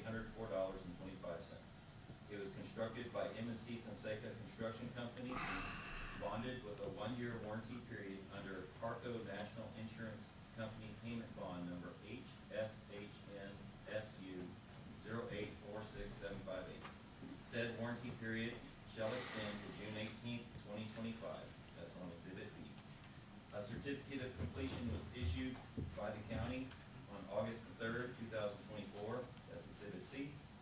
And the portions of the project that are to be released to the city of Kerrville for city ownership and maintenance are depicted on the attached map Exhibit D and are comprised of the following.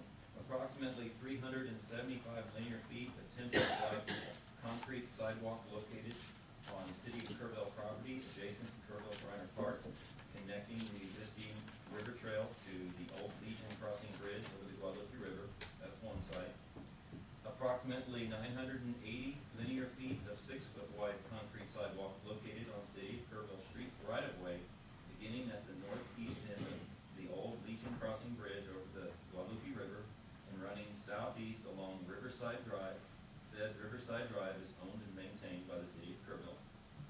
And third, approximately 400 linear feet of 6-foot wide concrete sidewalk located in a recreation easement granted by Edward Maldonado to the city of Kerrville as part of document number 23-07098. That's Exhibit E. Of the Kerr County land records starting at Riverside Drive and running northeast and southeast to the intersection of State Highway 27 and the Veterans Administration main entrance. The county engineer requests that the court release the aforementioned portions of the VA pedestrian pathway sidewalk project to the city of Kerrville for city ownership and maintenance. This is precinct 2. I'll make a motion that the court approve the release of the portions of the Veterans Pedestrian Pathway as presented to the city of Kerrville for city ownership and maintenance. I'll second. Got a motion and a second to approve the release of the Veterans Pedestrian Pathway Sidewalk to the city of Kerrville as presented. Any discussion? Those in favor say aye. Aye. Opposed?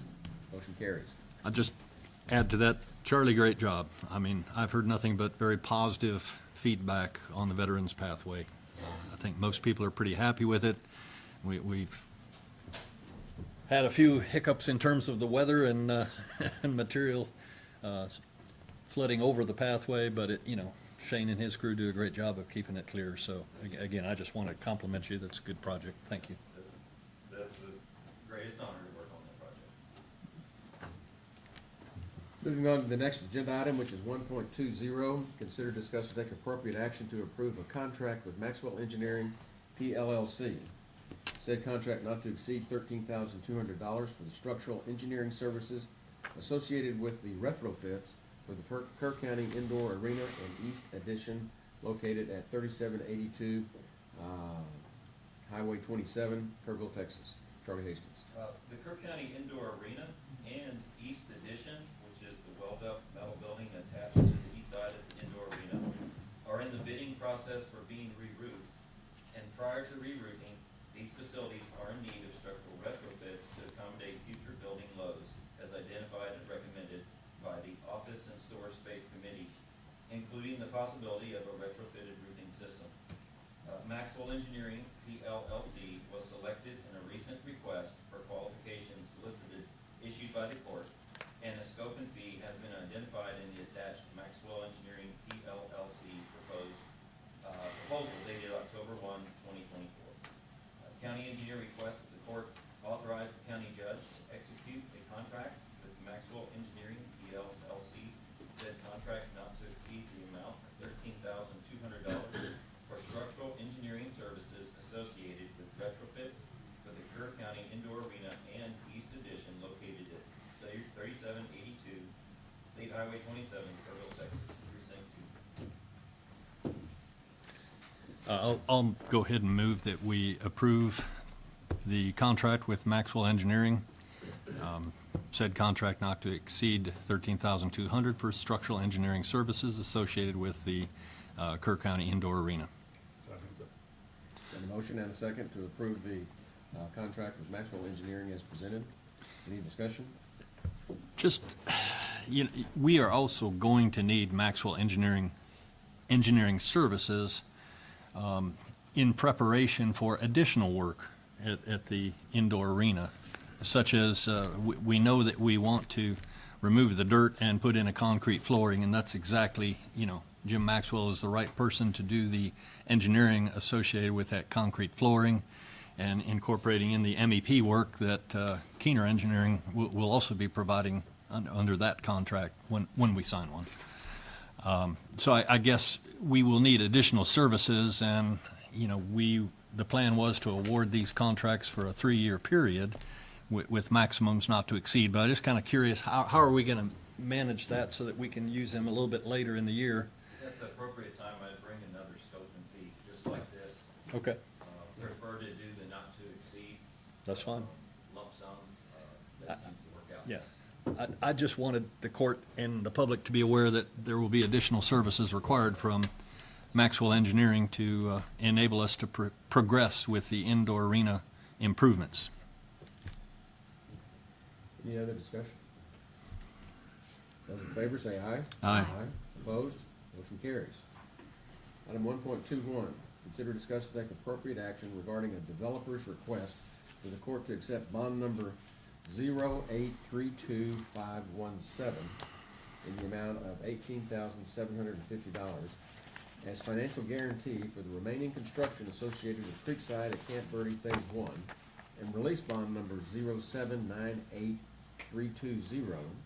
in the amount of $2,666,406, plat file number 22-01280.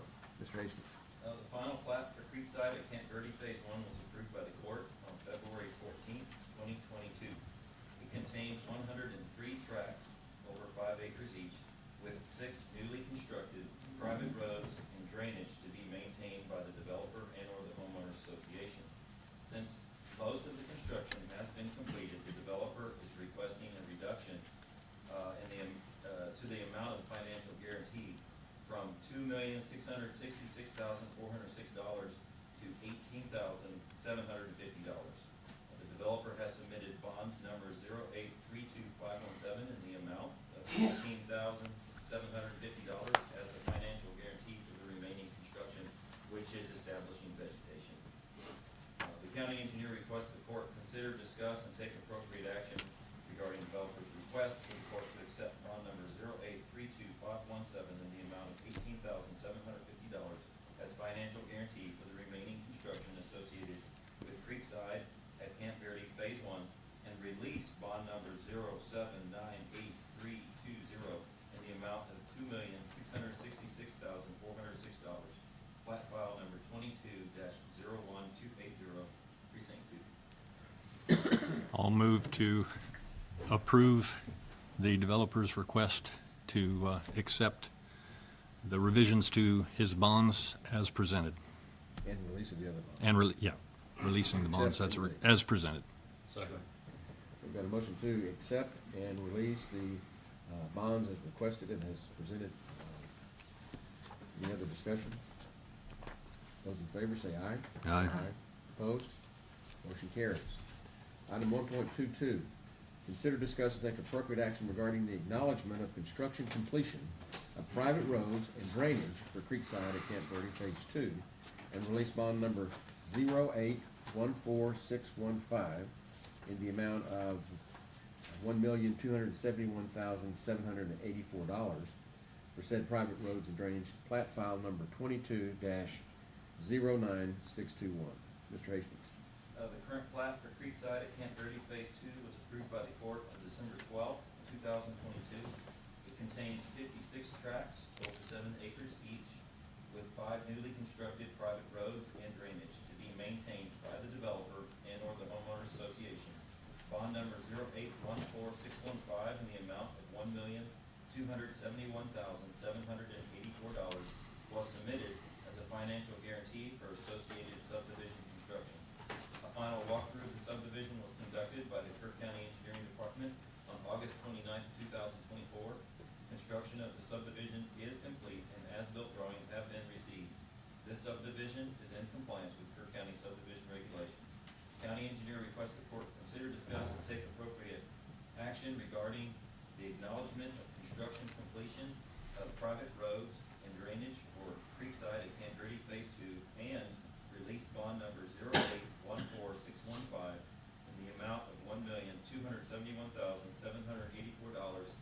said private roads and drainage. Plat file number 22-09621, precinct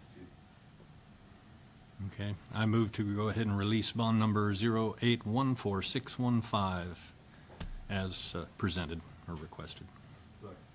Got a motion and a second to acknowledge that the construction completion of the private roads and drainage for Camp Verde Phase 2 and release the bond as presented.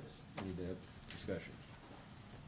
Just, there's no vegetation issues with this area? Not in phase 2. No, They had phase a 2. lot more white roads in phase 2 than in phase 1. Okay, good. Those in favor, say aye. Aye. Opposed? Motion carries. Item 1.23, consider, discuss, and take appropriate action regarding conditional approval of a revision of plat for Hidden Valley Ranch, Section 2, Lot 94, with the condition that HGCD, Headwaters Groundwater Conservation District, sign plat pursuant to their requirement that the existing groundwater well be plugged, and authorize the county judge to execute a subdivision construction agreement as required by the model rules, and accept a letter of credit number 472 issued by the Bank and Trust of Del Rio, Texas, in the amount of $35,000 as a financial guarantee for the associated construction improvements of a water main. Mr. Hastings. Thank you, Judge. This proposal revises lot 94, 6.78 acres as platted into 3 lots to be known as lot 94A, 2.01 acres, lot 94B, 2.75 acres, and lot 94C, 2.00 acres. Each lot will have frontage on Lillian Drive, while lot 94A will have additional frontage on Camino Real.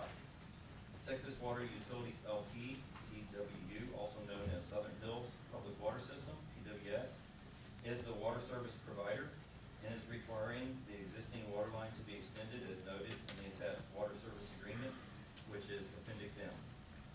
The model rules require the developer to enter into a subdivision construction agreement, that's Exhibit O, which requires the developer to submit a financial guarantee. Said guarantee is in the form of an irrevocable letter of credit, which is Exhibit P, in the amount of $35,000. There's currently a private groundwater well on the property, which Headwaters Groundwater Conservation District requires to be plugged before they will sign the plat.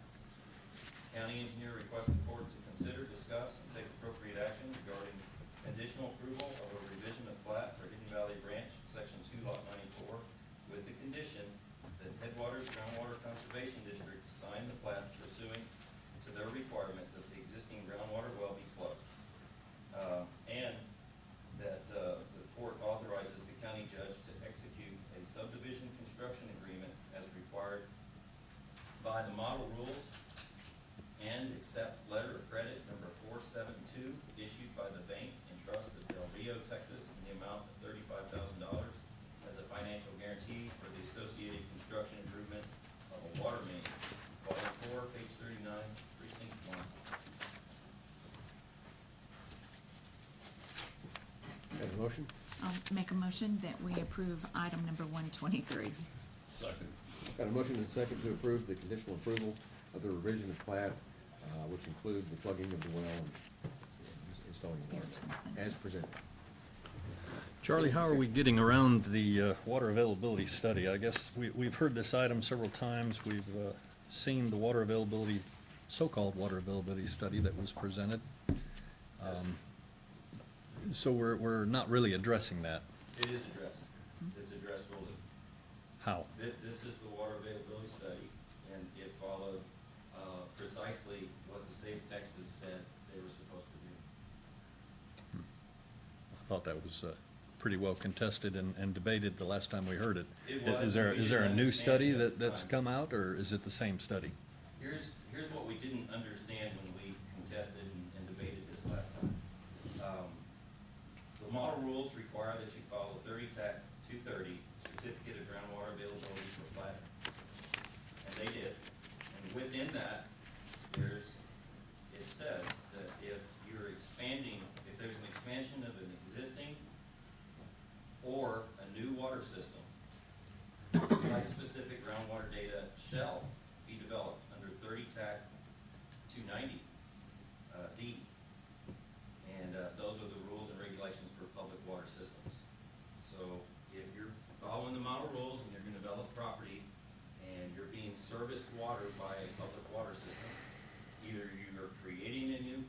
wastewater system, or you're expanding an existing one, then you are to, you shall follow 30 Tech 290D when you're developing the site-specific groundwater data, and they do. And was that clarified and agreed in the recent meeting that was held with the Water Development Board about their rules? I've had conversations with TCEQ about their water rules. And they called and they said, hey, we're concerned about how this is being done. And I said, I'm concerned about your rules. They're following your rules. Exactly. And they said, they got very quiet and said, oh.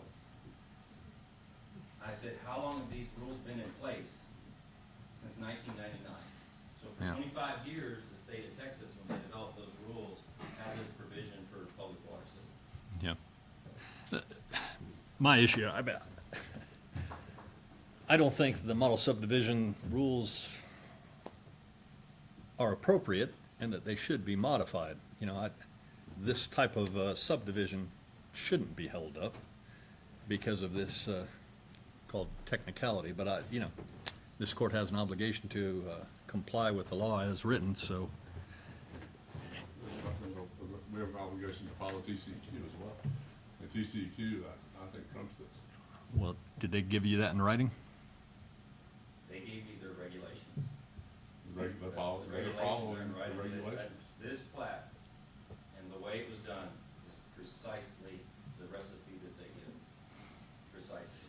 I mean, the model rules say, further going back to TCEQ rules, and the water code, I guess actually what it is, but, and they're following it. So, I mean, you may not like it, or you may like it, but that doesn't make any difference if you like it or don't like it. If they're following the rules, they're following the rules. We did point out, earlier this year, it was myself, Tom Jones, Chris Childs, to TCQ. He said, y'all, you realize what your rules are allowing for? And I believe what has happened here is the rules were written in 1999, and I don't think there's anybody that's at TCQ working there that was working there when they were written in 1999. And it is nuance in the rules that I picked up on. Yeah, I just feel a lot better if they would go ahead and amend these rules and make it a little clearer as to. I suspect that's forthcoming. We presented our findings, and I presented them to the court earlier this year, and the court said, yes, make sure TCEQ has that, make sure the Water Development Board has those comments. But I think in 1999, when they wrote the rules, they decided public water systems were different. And I will tell you my opinion why. My opinion is that you can take any public water system here in the state of Texas, and there's no way they can do a water availability study. They probably do not have the land, enough land to conduct the study. The Yeah. study requires that you have a monitor well located a specific distance away from the well that you're testing. And if you don't own that land, you can't do the study. And public water systems knew that in 1999, Yeah. and they made sure this provision was in there. I think our legislature makes changes and doesn't understand the ramifications of the changes. I agree. Yeah. I agree. I agree. And I would love to see them legislate corrections to this thing to make it more usable and less contradictory. That's the problem. The person to handle that, I mean, I visited with Senator Charles Kerr from Lubbock.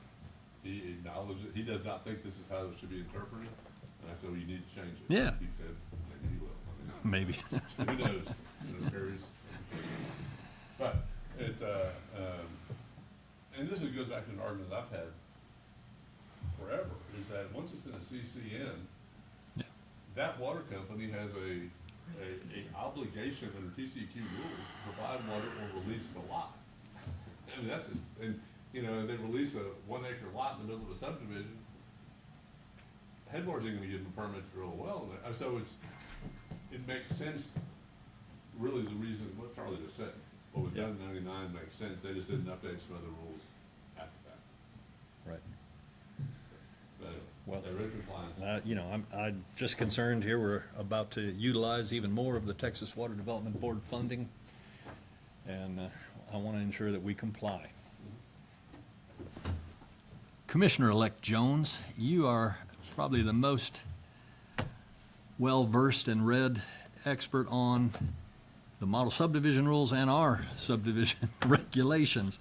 Would you care to Charlie and I voice an had a lot of opinion on discussions this? I about mean, this, and we agree there's a hole in the rules. yeah. There is.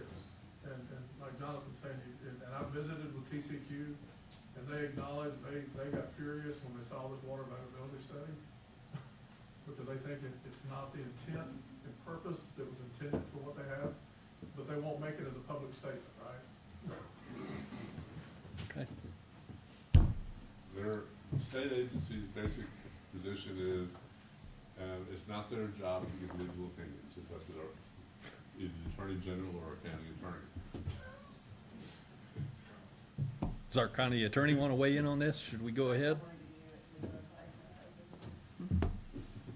So, anyway, That was helpful. Okay. I think they have a motion in a second. So Yes, We you do have do. a motion and a second.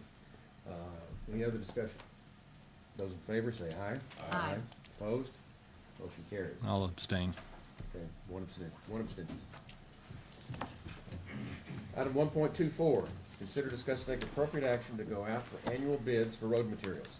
Ms. Hoffer. Yes, this is what we do every year, we go out for, road material. And so we're asking for the board to allow us to do that. Move for approval. Got a motion Second.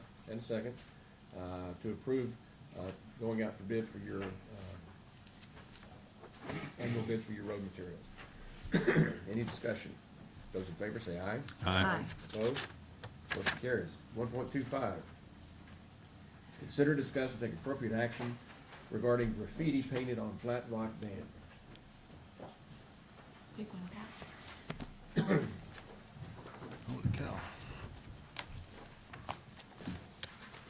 That's a lot of stuff. Yeah. The Road and Bridge Department has received requests on cleaning up graffiti on Flat Rock Dam and also, on Hilltop Road in the Guadalupe Heights area. The Hilltop was a couple years ago, it was in 2021. They had spray painted, the graffiti on Hilltop Road on a brand new road surface. In Guadalupe Heights, and then September of 2024, Road and Bridge received a cleanup request on Flat Rock Dam. Both of these locations are near one another. I don't know if both might be related. We have also received requests back in 2021 on graffiti cleanup, again at Flat Rock Dam, but I don't have photos or records of this incident. The road graffiti, we used our mobile pressure washer trailer to clean the graffiti on Hilltop Road. In the past, we have painted over the concrete, with gray paint to cover up the graffiti on Flat Rock Dam, which at times kind of leads to a fresh canvas for the graffiti artist. Yeah. The materials that we use to get it off of the Seal Coat Road, I wouldn't recommend probably using it on the dam because of the river. Right. Do we have a So- camera on the dam? What's that? We don't have a camera on the dam? Not yet. How expensive is that? No. We use Crime Stoppers for a continual blocking of a drainage pipe at a low water crossing at Dowling Road in Precinct 4. And although we didn't catch the individual across the years, we haven't had it happen again. Maybe Crime Stoppers with a reward to who is continually painting on the dam and possibly the same person painting on the road surface of Hilltop Road. Maybe we'll lead to an arrest or a fine. These acts are time consuming for the Road and Bridge Department and takes us away from our regular duties and costs the taxpayers of Kerr County time and money. At this time, I ask the Commissioners' Court, to basically as an FYI on what this Crime Stoppers already has things posted. We do have an estimate of about $1,700 to clean this one up, which is the most so far. I did pull, I don't think I have it in backup data, I might, fines when you do things like this, and it really caught my attention on how hefty, these can get. And, I realize it's not at this location, but you get over $300,000 worth of damage and cleanup costs, it could be life in prison for it. Schools and churches, I think the fines get even worse, but it's a pretty serious thing, and if you look at the pictures, it's kind of disturbing. Yeah, some of them were very Some of good. us. Some, It's not political. So Lisa Walters, I spoke to her last week, and I've been working with Commissioner Paces on this. Lisa's well aware of this, she's gonna write something up, I'll make sure Commissioner Paces sees the press release, I'll look at it. Yeah. And like I said, we're working with the sheriff's department, and I think they're gonna do some extra patrols, on this. The problem is that the location of this, to access it from, the Guadalupe Heights side, it is a little pathway. yeah, The other side on 173, you would have to get permission from Comanche Trace, which we have to in order to get our Yeah. equipment there, to go and do this. So, yeah. don't know who it is. I, feel like it may be somebody from the Guadalupe Heights area. But like I said, this time, this is a Yeah. lot of graffiti and very time-consuming Yep. for us. Certainly somebody with a pretty twisted mind, but they're in need of help. Who knows if they're gonna make good on any of the threats? And that's my big concern. Well, my concern, do we have a motion and a second? Not yet. Not yet. Okay, I move for approval. What, what's the motion? to approve what? They To, haven't taken any action yet. Well, It's already on Crime I Stoppers, so what would you Is the suggest? ball rolling with Crime Stoppers? Yes, It's on there, so. it's on the But Facebook. we don't know what kind of reward they're offering. Do we? Well, we're really just authorizing remediation actions with regard Right. to. Yes, fees. and to make the court aware of this. Yeah. So that's your motion? Yeah. Okay. And, And who seconded it? We don't really need to, I withdraw the motion, this is all discussion. Well- I thought we had something in Okay. place to go forward. But, I don't know who to ask, the sheriff, county clerk, what, you check these guys, what's the consequences? The Class A misdemeanor. If it's a juvenile, bring them to me. And I got the prosecutor sitting right there. Well- Looking at it, it probably is a So, child, is right? Well, there it's- fines, restitution? Yeah, Yeah. yeah. It depends on the amount of damage. And Well, juveniles- the estimate is $1,700. Juveniles can't be required to Any pay financial fines lien on or them, yeah. fees, and often it's very difficult to get restitution. So what would they get in front of you? A 15-year-old comes in and did a lot of this I can stuff. promise you they will leave the courtroom afraid of me. And you've watched it. It's very part of the situation. And whoever's doing it out there, know Person that, may need help, like Rich said. Yeah, that's my concern. oh, we'll get them help. That's not a problem. And that's the great part of juvenile law is that we can look into their histories and their social See what's history going and on. figure out what their needs are, and if they need help, if they're a victim or something, that they need some help. Okay. We can get. 3 weeks in detention is the maximum that I can send Yeah. somebody away. Yeah. And it usually gets their attention. Only the first week. They- And this is the worst location we've had in a couple other places, but it's kind of been one and done. I have noticed on some street signs, like stop signs and things like that, not a lot, but I hope this isn't a sign of what's to come, facing some of these things. We may not have any action to take today, but I want to get the word out to whoever's doing this. I dare you to come in front of my courtroom. I dare you. So that's the deal. They need to, and we got plenty of friends out here to get the word out that we're looking for. They're on YouTube now. Yeah. You got them. Well, and I worked with Commissioner Harris on the Dowling one, and he was the one that suggested Crime Stoppers, and like I said, so far, we don't have anything on that. But Maybe somebody everybody can that just lives catch on out the there act, yeah. now knows that what's happening, we shouldn't be doing. So Yeah. hoping on this, maybe we'll get the same thing. parents and guardians can be held liable for the criminal acts of their children. Just so you know. Yep. I mean, this is a lot of cans of spray paint, so if anybody is aware that a child is buying a whole bunch of spray paint or disappearing whatever the parents might have bought, Child can't buy the paint. that's true, they can. Well, somehow they're getting it, though. So, because that's a lot of paint. And somebody pick up a few after bus return on this. Yeah. Well, let's hope they do. This person needs help. Very well. Thank you, Kelly. Thank you. Item 1.26, consider discussion take appropriate action to approve an interlocal cooperation agreement between Kerr County and Liberty County for jail services. And this is actually to ratify what I've already signed, I think.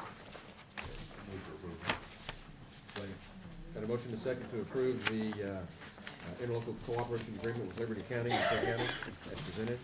Long way. It is. Sheriff, when are you going to raise your rate?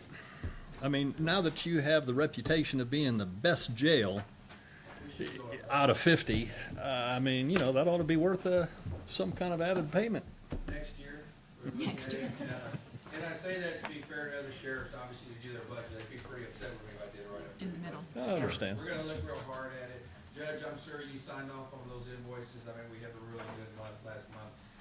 Just to share with the court, we're kind of at maximum capacity. Under my administration, like today, currently we have 265 prisoners, 94 out of county. With the employees we have, the 1:48 ratio, we're pretty much maxed out. I mean, but, you know, we brought in, what, 167,000 last month, so that's a good month. The Bear County contract is worth.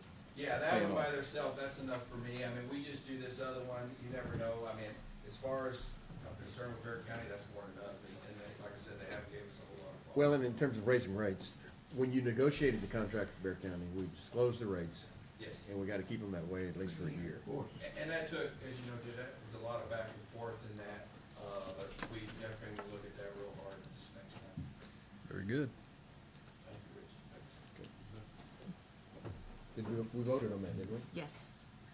I don't think we did we? Those in favor, No, those in we favor had say a aye. motion. Aye. Aye. Opposed? Yeah, you're right. Motion carries. Item 1.27, consider discuss and take appropriate action to surplace office chairs from the county court at law and information technology. Ms. Shelton. Yes, we're asking that you surplus the chairs.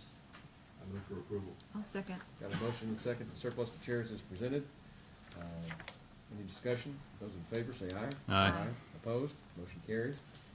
Item 1.28, consider discuss and take appropriate action to offer sheriff radios as trade-in for new property on the same general type per the local government code, section 263.152. Ms. Shelton? Yes, we're asking that you approve the trade. I move for approval. I'll second. Got a motion and a second to approve the sheriff radio trade-ins as presented. So my question on this, are we trading them in for the new radios that are going to be compatible with the new system whenever that goes live? No, these are the radios you kind of brought up earlier. We offer the fire department. They're really no use. They're kind of outdated. You know, they may be selling them for parts. I don't know what it is, but no, they're not. You know, the ARPA funds pay for all the radios, so it's not like we can trade it back in there. Well, that's what I'm asking. I mean, we're talking about trading them in for new property of the same general type, which we wouldn't want the same general type, would we? Correct. Well, you never know. We may need extra later, but we're dealing with a local vendor here. Yeah. This has nothing to do with Motorola. Motorola doesn't want them back. I mean, Yeah. our local. Yeah, you can't get parts for these things anymore. Correct. Yeah. But they, you know, they are good for parts. I mean, some people are still using them. Well, I suppose, yeah, like me. Okay, so we've got a motion and a second to approve the trade-ins as presented. Those in favor say aye. Aye. Opposed? Motion carries. 1.29, consider, discuss, and take appropriate action to approve a contract with CASA, the court-appointed special advocates. This is just our annual renewal with CASA. I'll move for approval. A motion and a second to approve the CASA contract. Those in favor say aye. Aye. Opposed? Motion carries. 1.30, consider, discuss, and take appropriate action to approve the contract with Whirling Associates, Inc. for the salary survey and authorize the judge to sign same. Mrs. Zapata. I just put out an updated one. There's one in your packet, but it's in proposal.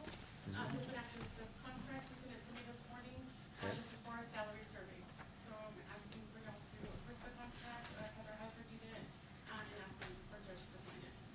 I'll move to approve the contract with Whirling Associates for the salary survey. I'll second. Got a motion and a second to approve the contract for the salary survey as presented. Any discussion? What is the total?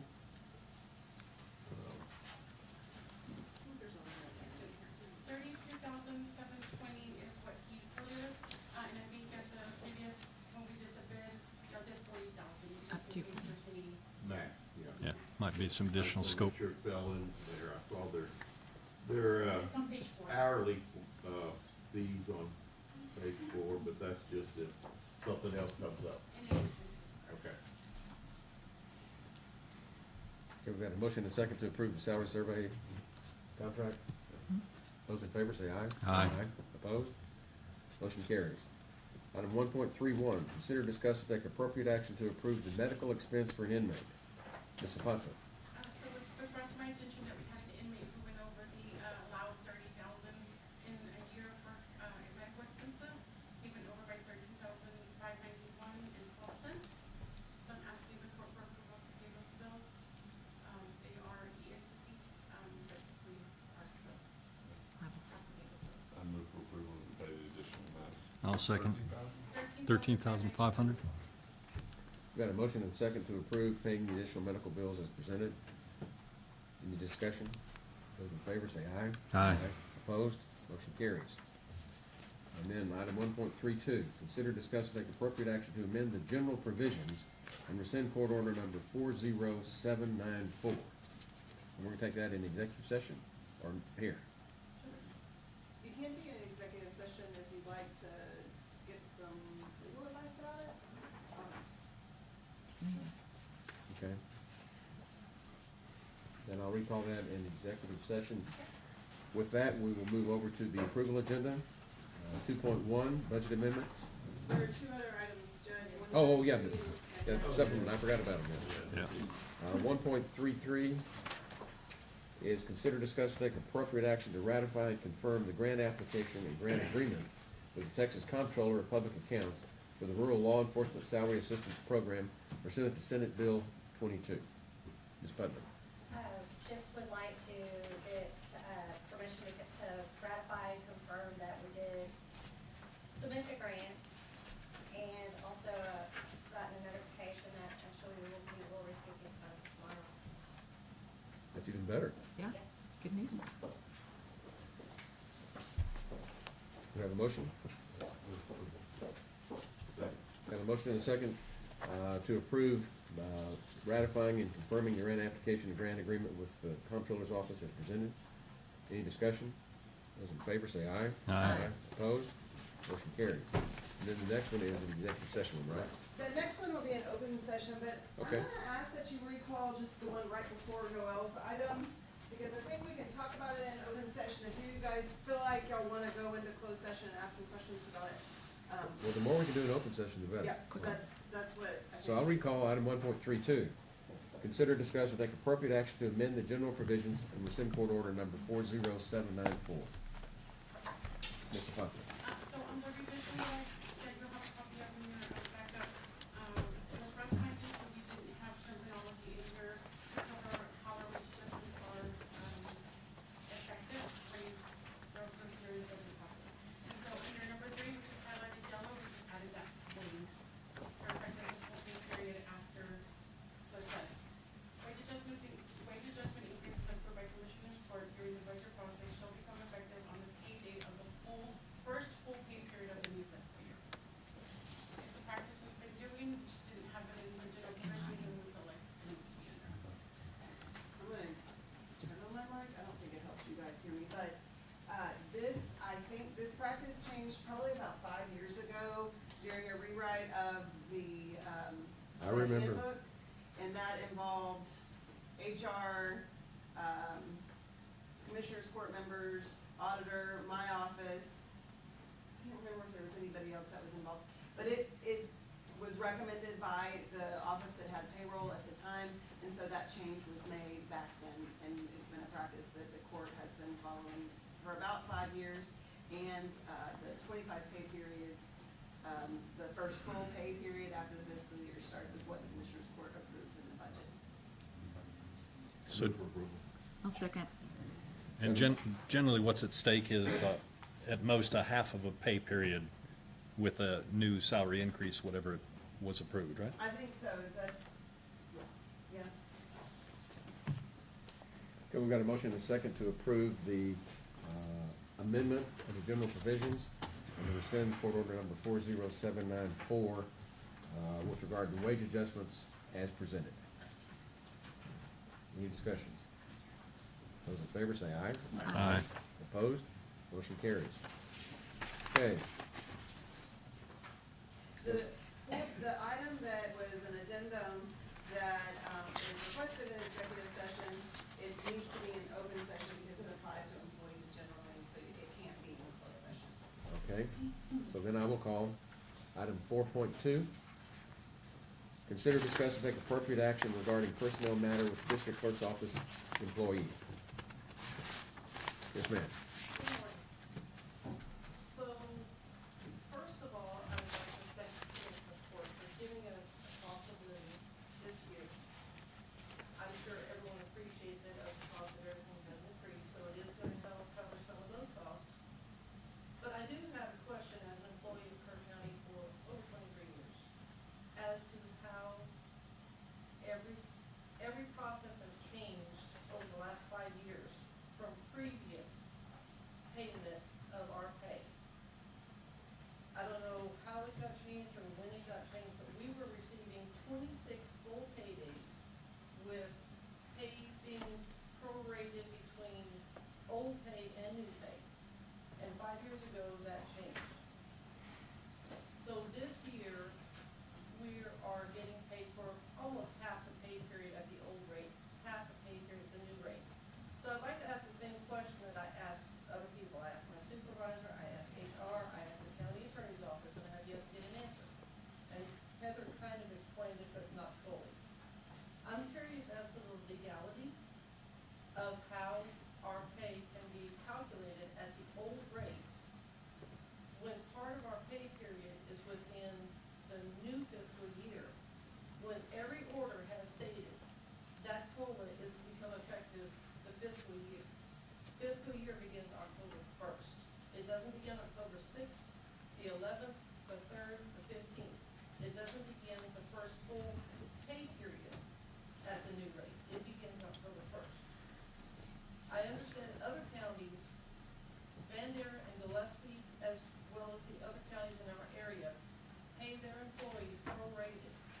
They don't pay them the first full pay period. So I'd like to know the legality of how that is happening. I can't answer to the legality, that may be an executive That's the session. county attorney I question. responded to Terry last week that this was what the Commissioners Court adopted. It was 25 full pay periods. This is what you adopted in your budget. So that's how the budget was created and adopted by this court. And so, that's the answer to that question. But also, at the time, 5 years ago, during the meetings that we were having about the employee handbook, the department, the HR department that was in place at the time made this request so that it would be easier to calculate over 300 employees increases, for their office. Simplified. It was If this is simplified. something that needs to be corrected, we need to correct it. How was it not simplified 5 years ago? They I were doing didn't- it then. They I asked went- for it. I went back to 2013, and every year there were 26 pay periods, and it was prorated between old and new pay. 5 years ago, it started being calculated at 25 and 1. And I'm not sure who changed that or why, because the level of transparency is just not there. It is now. Yeah, we need to correct it. That is after we got paid Friday. It's now being changed. No, this is what we've been doing for the last 5 years. Yeah. There's no action for the court to take to correct or change anything. If the court wants to, help the department to do payroll and, budgeting so that you look toward next fiscal year, if you want to make a change, that is probably appropriate. So any change would be a prospective change, not a retroactive change. Yes. So it would be retroactive or would not be retroactive? Would not. It would not, because of the last 5 years, that's the way it's been in the general provisions. And in the budget, that's how you adopt the budget. Now, we can change it, but that would be prospective only.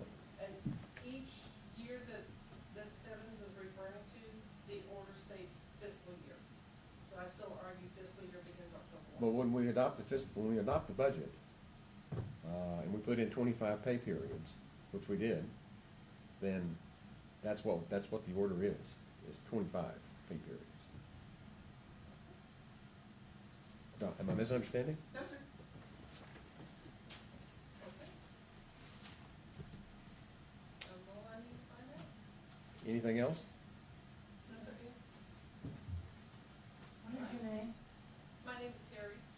Last name is Lyle, L-Y-L-E. Thank you. Thank you. I'm sorry. Okay, anything else we can handle before we go through the approval and information agenda? Okay. Then we'll start with 2.1, budget amendments. Yes, you have in front of you budget amendments for today.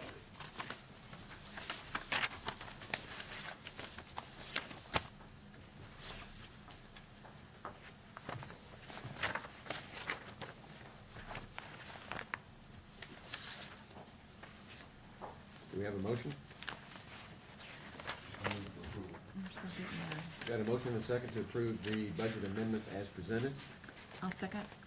Did you already get it? Sorry. Yeah, good. You're thinking. Any discussion? Those in favor say aye. Aye. Aye. Opposed? Motion carries. 2.2, bill pay. Yes, invoices for today's consideration amount to $1,505,253.29. Move for approval. Second. We got a motion and a second to approve paying the bills as presented. Any discussion? Those in favor say aye. Aye. Aye. Opposed? Motion carries. Late bills, 2.3. Yes, we had a couple of late bills today, and the bill of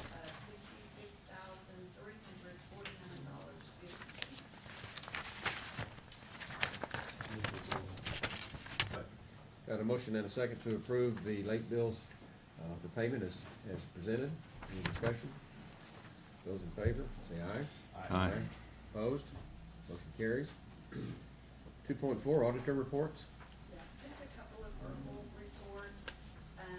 Each year, we have to go in and recertify or re-register for SAM, which is the System of Awards Management. This is how the federal government keeps up and approves all of us that are asking grants for. And that has been taken effect, and the new date is 9/27/25. And the second report is just to give you a little update on the Encode 10 migration.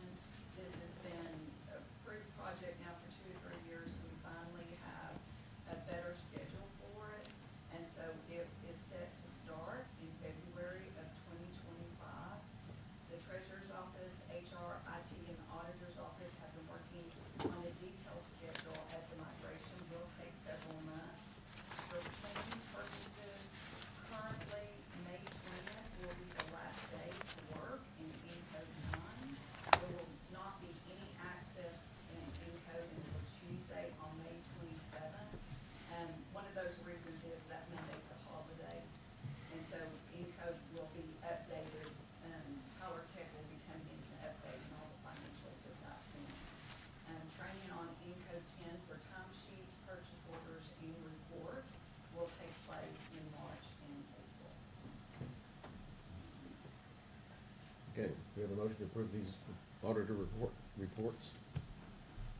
So moved. All right, I'll second. Got a motion and a second to approve the auditor reports as presented. Any discussion? Those in favor say aye. Aye. Opposed? Motion carries.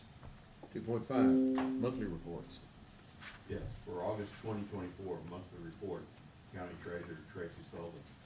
Veteran Service Office, Director Jim Sanchez, Justice of the Peace, Judge Bill Ragsdale, Precinct 4, September 2024, payroll approval, Attorney Treasurer Tracy Sullivan, Constable Tommy Rodriguez, Precinct 1, Kyle Snyder, Precinct 2, Paul Gonzalez, Precinct 3, Brad Ryder, Precinct 4, Justice of the Peace, Judge Mitzi French, Precinct 1, Judge J.R. Horn, Precinct 2, Judge Kathy Mitchell, Precinct 3, Judge Bill Ragdale, Precinct 4, Auditor's Office, Tanya Shelton, County Auditor, District Clerk, Dawn Lance, District Clerk. I move for approval. Second. Got a motion and a second to approve the monthly reports as presented. Any discussion? Those in favor say aye. Aye. Opposed? Motion carries. 2.6, court orders. We have court orders from our September 27th meetings, 40872 to 40904. I recommend a slight change to court order 40879 related to the Public Services contract. It originally read execute contracts with the Public Services for county facilities. I think we should add the word authorize county judge to execute contract. And then on October 7th, there's court orders 40905. That one modification, I recommend for approval. Next, so moved. Second. Got a motion and a second to approve the court orders as revised. Any question? Discussion? Those in favor say aye. Aye. Opposed? Motion carries. Information agenda. 3.1, status reports from department heads. Yes, sir.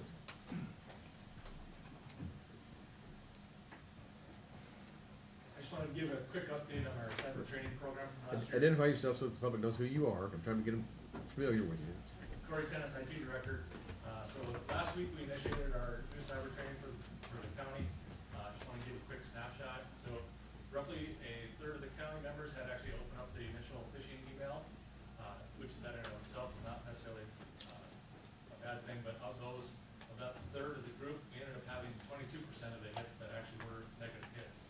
So as a baseline number where that falls in like government entities, that baseline number is actually 28%, so we actually don't read that. And then starting today, we are actually doing the official training program. So there's going to be a short, quick 10-minute video in your inbox. The hyperlinks on that email are valid links to click on. Yes, so click on those hyperlinks on that email. I'm not clicking on any more from IT. I thought you were trusted, but proved me wrong. Yeah, so that is the initial training program. We'll kick off, and in January, we will release the annual cyber training that is required by VIR for our requirements on that. So just wanted to give a quick update on all that. And Corey, the people that do open these are identified, I mean, that you respond to them and say, hey.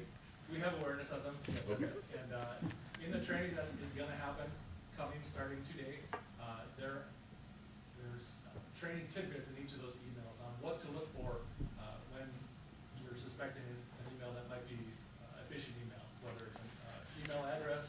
A number of people within the county did really well on that. They just deleted the email, which is the preferred method. There are other flags, weird hyperlinks. If you scroll over with your mouse to the hyperlink and it shows something that just does not make sense, most likely it's a phishing email. So just, again, delete it, can report it to our office. If you do receive something that you're not expecting, that may look legit, absolutely, trouble ticket, give us a call, we'll look into it. But this is the initial step, moving in the right direction for our overall awareness. So if we didn't hear from you, we didn't hear. It's not exactly, Oh, okay. you will be, if you do in the future click on these training emails that you were not supposed to, you will get immediate feedback on what you did and why this is wrong, and then it'll give you some additional training on that. So very minimal impacts, but Click this is the around, way get more forward. training. All good. Thank Just you. two. Any other department head reports? 3.2, status reports from elected officials. 3.3, status reports from liaison commissioners. I'll have a brief one on animal control facility. I met with J.K. Bernhardt and Peter Lewis. good news is, they got the number, they have a way to get the number down to the actual bond amount. The bad news is, I won't recommend that. I'm gonna recommend we add some things to it that I think are necessary, but that'll be coming up at a future Commissioners Court once we get final pricing on a few things. And I've asked them for some additional pricing, and some additional quotes also on tenants. So, but they did what we asked them to do, they got it down. Okay. And it's not terrible where they got it, but, you know, I think some of it's short-sighted if we were in the minute. Any other reports? Do we have anything for executive session? Hold on, Oh, she's okay. coming.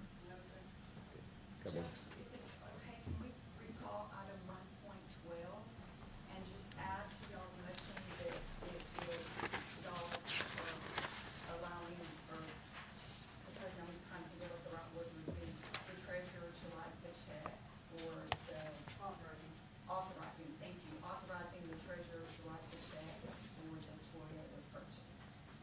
Okay, I'm gonna go ahead and recall item 1.12, which is consider, discuss, take appropriate action to authorize the Environmental Health Department, OSSF, to purchase a 2024 Toyota Tacoma and authorize the treasurer to issue the check. Yes, thank you, with the treasurer. Okay, that's what, I'll make that motion. Second. got a motion and a second to approve the purchase of the Toyota and authorize the treasurer to write the check to pay for it. Any discussion about that? Okay. Those in favor say aye. Aye. Those opposed? Okay, the revised motion is passed. As far as executive session, do we have anything? No, sir. Then we are adjourned.